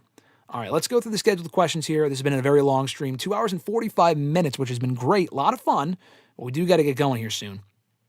Jordan B, I'll go through the scheduled questions. We'll do these, go back to the chat, wind down there. We'll wrap up. We will be live again tomorrow, though. Want to, just to remind you guys, we'll be live again tomorrow here on the channel around 2 Eastern for Roger Clark. So keep an eye out for that. He's going to be here on the show. And not on this show, not on hashtag, but we're going to be interviewing him, Arthur Morgan from Red Dead. But some wrestling stuff, acting, Twitch. If you have any Red Dead questions, feel free to bring them on in. But he'll be on the channel here tomorrow, unless something changes and it's not live, but currently I'm planning on it being live. So join us for that tomorrow here on the channel around 2 p.m. Eastern time. So excited to announce that, and hopefully you guys can tune in. But anyway, the scheduled questions. Jordan B. from YouTube, what is your favorite underrated Shane McMahon match? For me, it was his match against Randy Orton at No Way Out 2009. I don't remember that being good. Not that it was bad, but the only thing I remember about Orton and Shane really feuding back in 2009 was the Phantom punches from Shane on Raw that one time before the pay-per-view. Those looked terrible. Underrated Shane McMahon match. I don't really know if I have one. My favorite Shane match is probably the AJ Styles match at Mania 7 in 2017 and WrestleMania 33. It's not necessarily underrated, though. I think a lot of people regard that as a great match. And one of AJ's best Mania matches, if not his best Mania match ever, which is kind of crazy to say. Underrated? I like the Vince match at 17 for as much of a fucking, just crash that is, as much of a, demolition derby of sorts that match is. It's also a spectacle. I enjoy that match. Like, what is an underrated Shane match? The AJ one from his most recent run is really the only one that comes to mind. He was in a couple Survivor Series matches. Him and Owens had a pretty good match on SmackDown. I think it was a ladder match. Owens had already beaten Shane at SummerSlam in 2019, but they had a rematch on SmackDown's Fox premiere, where Shane, if he lost, he would get fired, which he did, thank God. But he was only gone for like a year before they brought him back for Raw Underground. I thought that was a good match, him and Owens on SmackDown. Him and Miz also had some good matches. Hated the fucking outcomes. Shane beating Miz every time was just terrible. When Miz had some momentum as a babyface, that completely ruined it. But anyway, I enjoyed those matches. Also, them against the Usos. That might be another one, actually. Them against the Usos at Fastlane, I think when they won the tag titles, was also great. Maybe it was Elimination Chamber. One of those two shows, they won the tag titles before quickly losing them. And it was actually a pretty good match. So that would also be an underrated Shane match for me. His second question, do you see Shawn Spears getting called back up to the main roster in the future? I don't. I think he's a better fit in NXT, putting people over, working with the young people. There's nothing really for him to do on the main roster. The guy's older now. He's not doing the fucking 10 gimmick anymore on the main roster. There's far more people that deserve a shot at like a mid-card title than him. He could have been successful a decade ago, but they just didn't really do much with him outside of using him as a jobber. And then he left when his contract came up, or he asked for his release or whatever and went to AEW.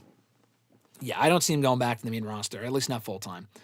Nike Fan 01, their first question was, who do you think will be the first woman to cash in the Money in the Bank briefcase and fail? I mean, no one yet, which is great. It could be years down the road, so it could be someone that we're not even thinking of. But I think realistically, there's a chance. I would like to see her win it and cash in successfully. But I think the best chance of it happening would be like a Chelsea Green where they give her a big moment where she wins the briefcase, only to cash in on the main women's title and fail. So I'll say Chelsea Green. I hope that's not the case, but I think there's of anyone on the current roster, there's probably the best chance of her winning the briefcase, but then cashing in and losing. Their second question, or second suggestion here, because this was more of a booking idea. They said, I think it's time to turn Finn Balor babyface. Here's my booking idea to do this. You have him go into the Royal Rumble as entrant number 1. Eliminate people all the way up until the Final Four, where ultimately he gets eliminated by Dominic, who earlier in the match slipped through the second rope and hit out of the ring. You then build up a feud between Balor and Dom into WrestleMania. Balor would be a full-blown babyface, and Dom would be the heel. Balor would go over at WrestleMania, and Balor would be in the King of the Ring tournament and win the tournament and go into SummerSlam, where he would challenge the heel CM Punk for the World Heavyweight Championship and win, coming full circle with his World Heavyweight Championship win from 10 years ago. What do you think? That is definitely not happening. Finn Balor going back babyface at some point should happen. He's not going to be a top guy for them. I think if they were going to, again, put the belt on him and go full circle with the Universal title one from a decade ago, they would have done it years ago when he challenged Rollins for the World Heavyweight Championship. He's challenging Punk for the world title actually next Monday on Raw. I think you sent this in before that was announced on Raw yesterday. But I just don't see that happening. Don't see that happening at all. So I'm going to say no. That sounds like an interesting theory, but why would you even bother building around Balor? Unless people are really clamoring for like a Balor push like Kofi Kingston or some shit. You know, aside from something like that happening, I just don't see that being likely. Balor's never really had that sort of fan support. And why would you want to build around like a 45-year-old Balor anyway, as like being the guy, the world champion on Raw? To me, it just doesn't really make a whole lot of sense. So I'm going to say no, but good theory though. And I do think Balor should be a babyface at some point, but when he feuds with Dom, I think Dom's got to be the babyface. He's far more over and far more beloved in his current role than Finn Balor is. His next question, everyone's predicting Drew McIntyre to drop the belt before Mania. I think WWE should let him have the WWE title till SummerSlam, where he loses it to Sami Zayn. What do you think? I wouldn't hate that. I would rather Sami win it at WrestleMania, personally. He can win it elsewhere. And maybe Sami Zayn wins King of the Ring or Money in the Bank, and he cashes in on Drew ahead of time, and that's when he wins it. That would be fine. I wouldn't hate that. That's a pretty good theory. I don't think Drew will be champion for that long. Are there enough challengers to make it, to drag it out till then? Yeah. I could see them dragging it out till then. It's possible. Like you could drag it out till then with all the challengers that Drew could face. Do I see them doing that? No. I don't think that's going to happen. I think Drew probably loses it either before Mania or at Mania. Honestly, very likely before Mania. I don't see it being all that likely he holds the championship until Mania. Hope I'm wrong. SummerSlam is pushing it. That would be ideal. Not going to happen. Sami Zayn, ideally, being the one to beat him, also great. Also don't see that happening just yet. I've said that for a long time. Sami Zayn being the one to beat McIntyre for the belt would be the best way to give Sami Zayn his first championship because he has yet to beat McIntyre at all in a singles match. He's the one person he hasn't beaten. And I don't think that's going to happen this year, it sounds like. I hope so for the world title. Doesn't sound like it will. Justin K. from Facebook, do you think that Javon Evans could be WWE's second attempt to become a WWE version of Swerve Strickland after striking out on him in the past? Thank you, Justin, for the questions. I appreciate it. No, I mean, I also don't really see the similarities there, to be honest, between Swerve and Javon, aside from one very obvious similarity, in their skin color. Beyond that, I don't really see how Javon is all that similar to Swerve. I think they're both great, but in very different ways. Swerve's a better talker. Javon's more exciting to watch in the ring, but Swerve's an amazing worker in his own right. Javon does more high-flying stuff.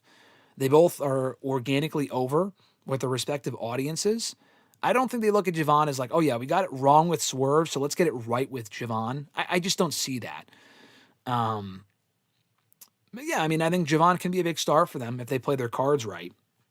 I think he'll definitely exceed their expectations, as he already has mine. I already said in the past I don't see him getting beyond a certain level, and already I've gone back on that because the guy's proven me wrong with how great he is. His second question from Justin. Main event mid-card jobber, Bullet Club edition, or Bullet Club edition rather. Drilla Maloney, David Finlay, and Clark Connors. I'm not like super familiar with any of these guys, to be honest. David Finlay I'm the most familiar with, but like Drilla Maloney, Clark Connors, I'm somewhat familiar with. So to me, they're very interchangeable for the mid-card and jobber positions. David Finlay would be main event, but even he would not be main event in like fucking, even in an AEW, let alone in WWE. But of those three, he would be main event. For Drilla Maloney and Clark Connors, they're very interchangeable, but I took a look at them again. Drilla Maloney is a much bigger guy. He looks like someone that either company would probably push before Clark Connors, who is talented, but he's also a little bit older. Not old, he's older than Drilla. He's not old. He's like 32 or some shit. But he also looks like someone that would just end up in the undercard, to be honest. So I'll go jobber for him, mid-card for Drilla Maloney, and main event for David Finlay.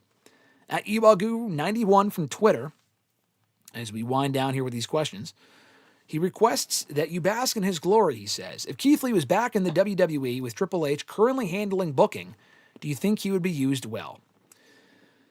No, I feel like Keith Lee's time is probably over in WWE. Like, that window's closed, especially with how long Keith Lee's been out with a health issue. He's been gone for literally 2 fucking years. I mean, if he's not back now, I don't know if he's ever going to be back.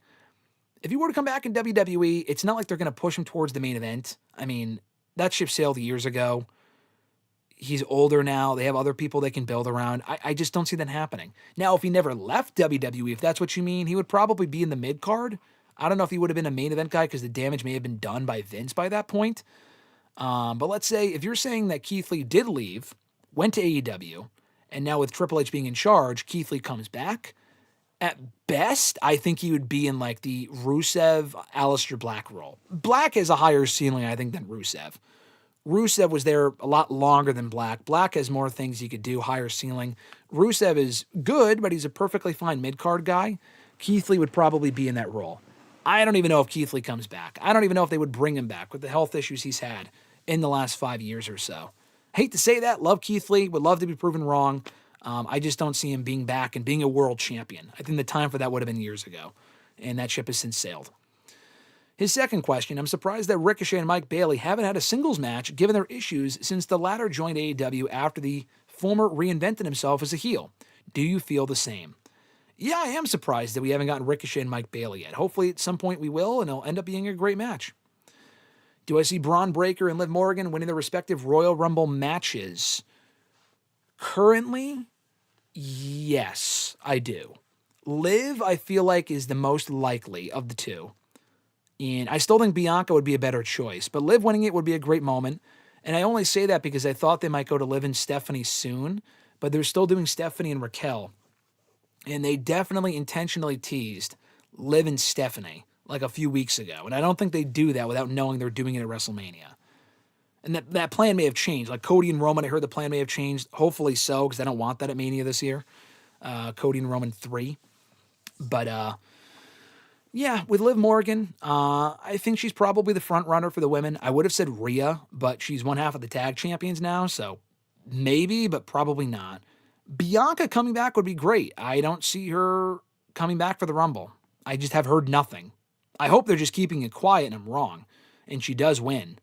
I feel like that would be a bigger moment than Liv winning the Rumble, but Liv winning her first Rumble after all this time would also be great. So I'll go Liv as the front runner for the women. And no one from SmackDown really makes sense. Like a Jordan Grace, maybe. Maybe that's why they're teasing Jade and Jordan now, because Jordan wins the Rumble. I don't see that, but that would be kind of crazy. And that's really about it. I mean, like Charlotte's not winning for a third fucking time. Alexa Bliss is not winning the Rumble. For the men, Roman's got to be a front runner as well. Now that Cody's not champion, it becomes a little less likely. I still think Braun is the most likely after he lost to Punk. I think they're telling a story with Bron Breakker, and they're going to get him in They're going to get him in the Rumble and have him win it. So, and then he'll face Punk or probably Punk at Mania. I still just don't care for that. I just don't really care to see that again at Mania. It was a fine match last week. I enjoyed the match. That just doesn't scream WrestleMania worthy to me. It's not like that strong of a story, and they've already done a lot of talking with each other. How much more can they even really say at this point for the next 3 fucking months? Yeah, I guess Braun Breaker's probably the front runner, but you can't count out Fatu maybe facing Drew at Mania and winning the Rumble. Roman is a very close second. I could see Roman winning the Rumble and facing either Punk or Cody if Cody gets the belt back, or Drew. That would be cool too, unless assuming Drew wins, which he probably wouldn't. So I would go Breaker as number 1 choice as far as most likely. Breaker, Roman. For a third choice, Sami Zayn, but it depends on whether he becomes number 1 contender or not. Fatu, Obafemi's a dark horse. Obafemi winning the Rumble without signing to either brand first would be amazing. I feel like that'd be awesome. I don't see that happening, but Femi winning the Rumble would be fucking sick. And I wish he had still done it while in NXT, because that we've never seen that done before. That would be awesome. I just don't see that happening. So those are my front runners. I see it being Breaker and Liv now that you mention it, and we've seen what happened last week, and we've seen what's happened since. I'll go with Breaker and Liv. I'd rather, Liv winning would be fine. That'd be a good moment. Bianca, I just want to see, not even Bianca winning, but I just want to see her back. And then for the men, I don't really want Breaker to win, or Roman. I'd rather be a fresher face, like a Fatu or a Femi. Sami Zayn's not a fresh face. He's been there for a decade, but he's never won the Rumble at least. And he has not been in the world title picture in a while. So that's why I would also say him. And then last question here for the scheduled questions. J Mac Bailey 14 from Twitter. Do you think WWE should have a stipulation added for Max and Dupree and Becky Lynch's match next week in Raw? Maybe like a submission match. Yes, I do think it should have had a stipulation because they've had 6 matches now dating back to August. And they've all been standard singles matches. Some of those matches have been pretty good. Some of them have been just okay. They've not been bad, but we got to move on. At least the stipulation would have switched things up, but they're doing another regular fucking match. And if Max and Dupree is promising to tap out Becky, why would you not want to make it a submission match or an I Quit match or something? Probably more so submission. The feud is not that heated to make it an I Quit match, but you understand what I mean. I feel like that would have made more sense. Yeah, they're not doing that. Maybe they could. Last minute before Raw, they add in a stipulation like a street fight. That would be still better than a standard singles match, which we've already seen from them 5 times, which would be fine if their matches were amazing, but they're not. So you got to give it a little bit extra something to make it worthwhile, because otherwise, doing yet another match between those two when the feud peaked a few months ago it's just, beating a dead horse. They got to move on. Give it a step. Submission would be nice. We don't see that often. Probably not going to happen. Hopefully Becky wins and we can just move the fuck on. All right, we'll finish out here with the last couple questions and comments in the chat, and then we'll head on out of here. Very happy my Chicago Bears finally beat our nemesis, the Packers, when it matters most. Suck it, Packers, Fernando said. I've been keeping some tabs on who's in the playoffs and whatnot from people who do follow it more than I do, so I will be watching the Super Bowl nonetheless. Would you watch a Star Wars and Star Trek crossover movie? Yeah, I would watch that for the sole reason that Star Wars is involved. I don't give a fuck about Star Trek. I didn't watch Star Trek. I have no interest in watching Star Trek. But I would watch it for the sole reason that Star Wars would be in it. But again, it's one of those things where if it was going to happen, it would have happened by now. And it's probably not going to happen. Eric said, I don't know if Ava has control over who gets hired, but if she does, I can see Tatiana Dumas being in NXT. So you're talking about her girlfriend, her real-life girlfriend from LFG. I don't think Ava has any say in who actually gets hired and whatnot. On the show, in storyline, she does, but she's not going to bring in her girlfriend, her real-life girlfriend, and say, turn heel and be like, oh yeah, I'm going to give her preferential treatment. That's probably not happening. I also don't think Tatiana Dumas is good enough for NXT TV. I saw her on LFG. There are other prospects on that show, like Panina. I forgot what her new name is. I would put her on NXT TV before fucking Tatiana Dumas. She's fine. She's not awful, but she's very boring. So, no, I don't think Tatiana Dumas will be on NXT TV. Richie said, here's a better idea. CM Punk versus Finn Balor, but they kiss instead. World peace ensues and the fans win. JK ? At Netflix. Hey, honestly, that would be more interesting than about 95% else of what they could do in that match next week. And I think it's going to be a good match. I'm looking forward to it. Balor's not fucking winning, but what a scenario that would be. Richie for Fantasy Booker of the Year. I don't mind that idea at all. Johnny said, what is your favorite Royal Rumble elimination spot? Mine is Snitsky clotheslining Paul London.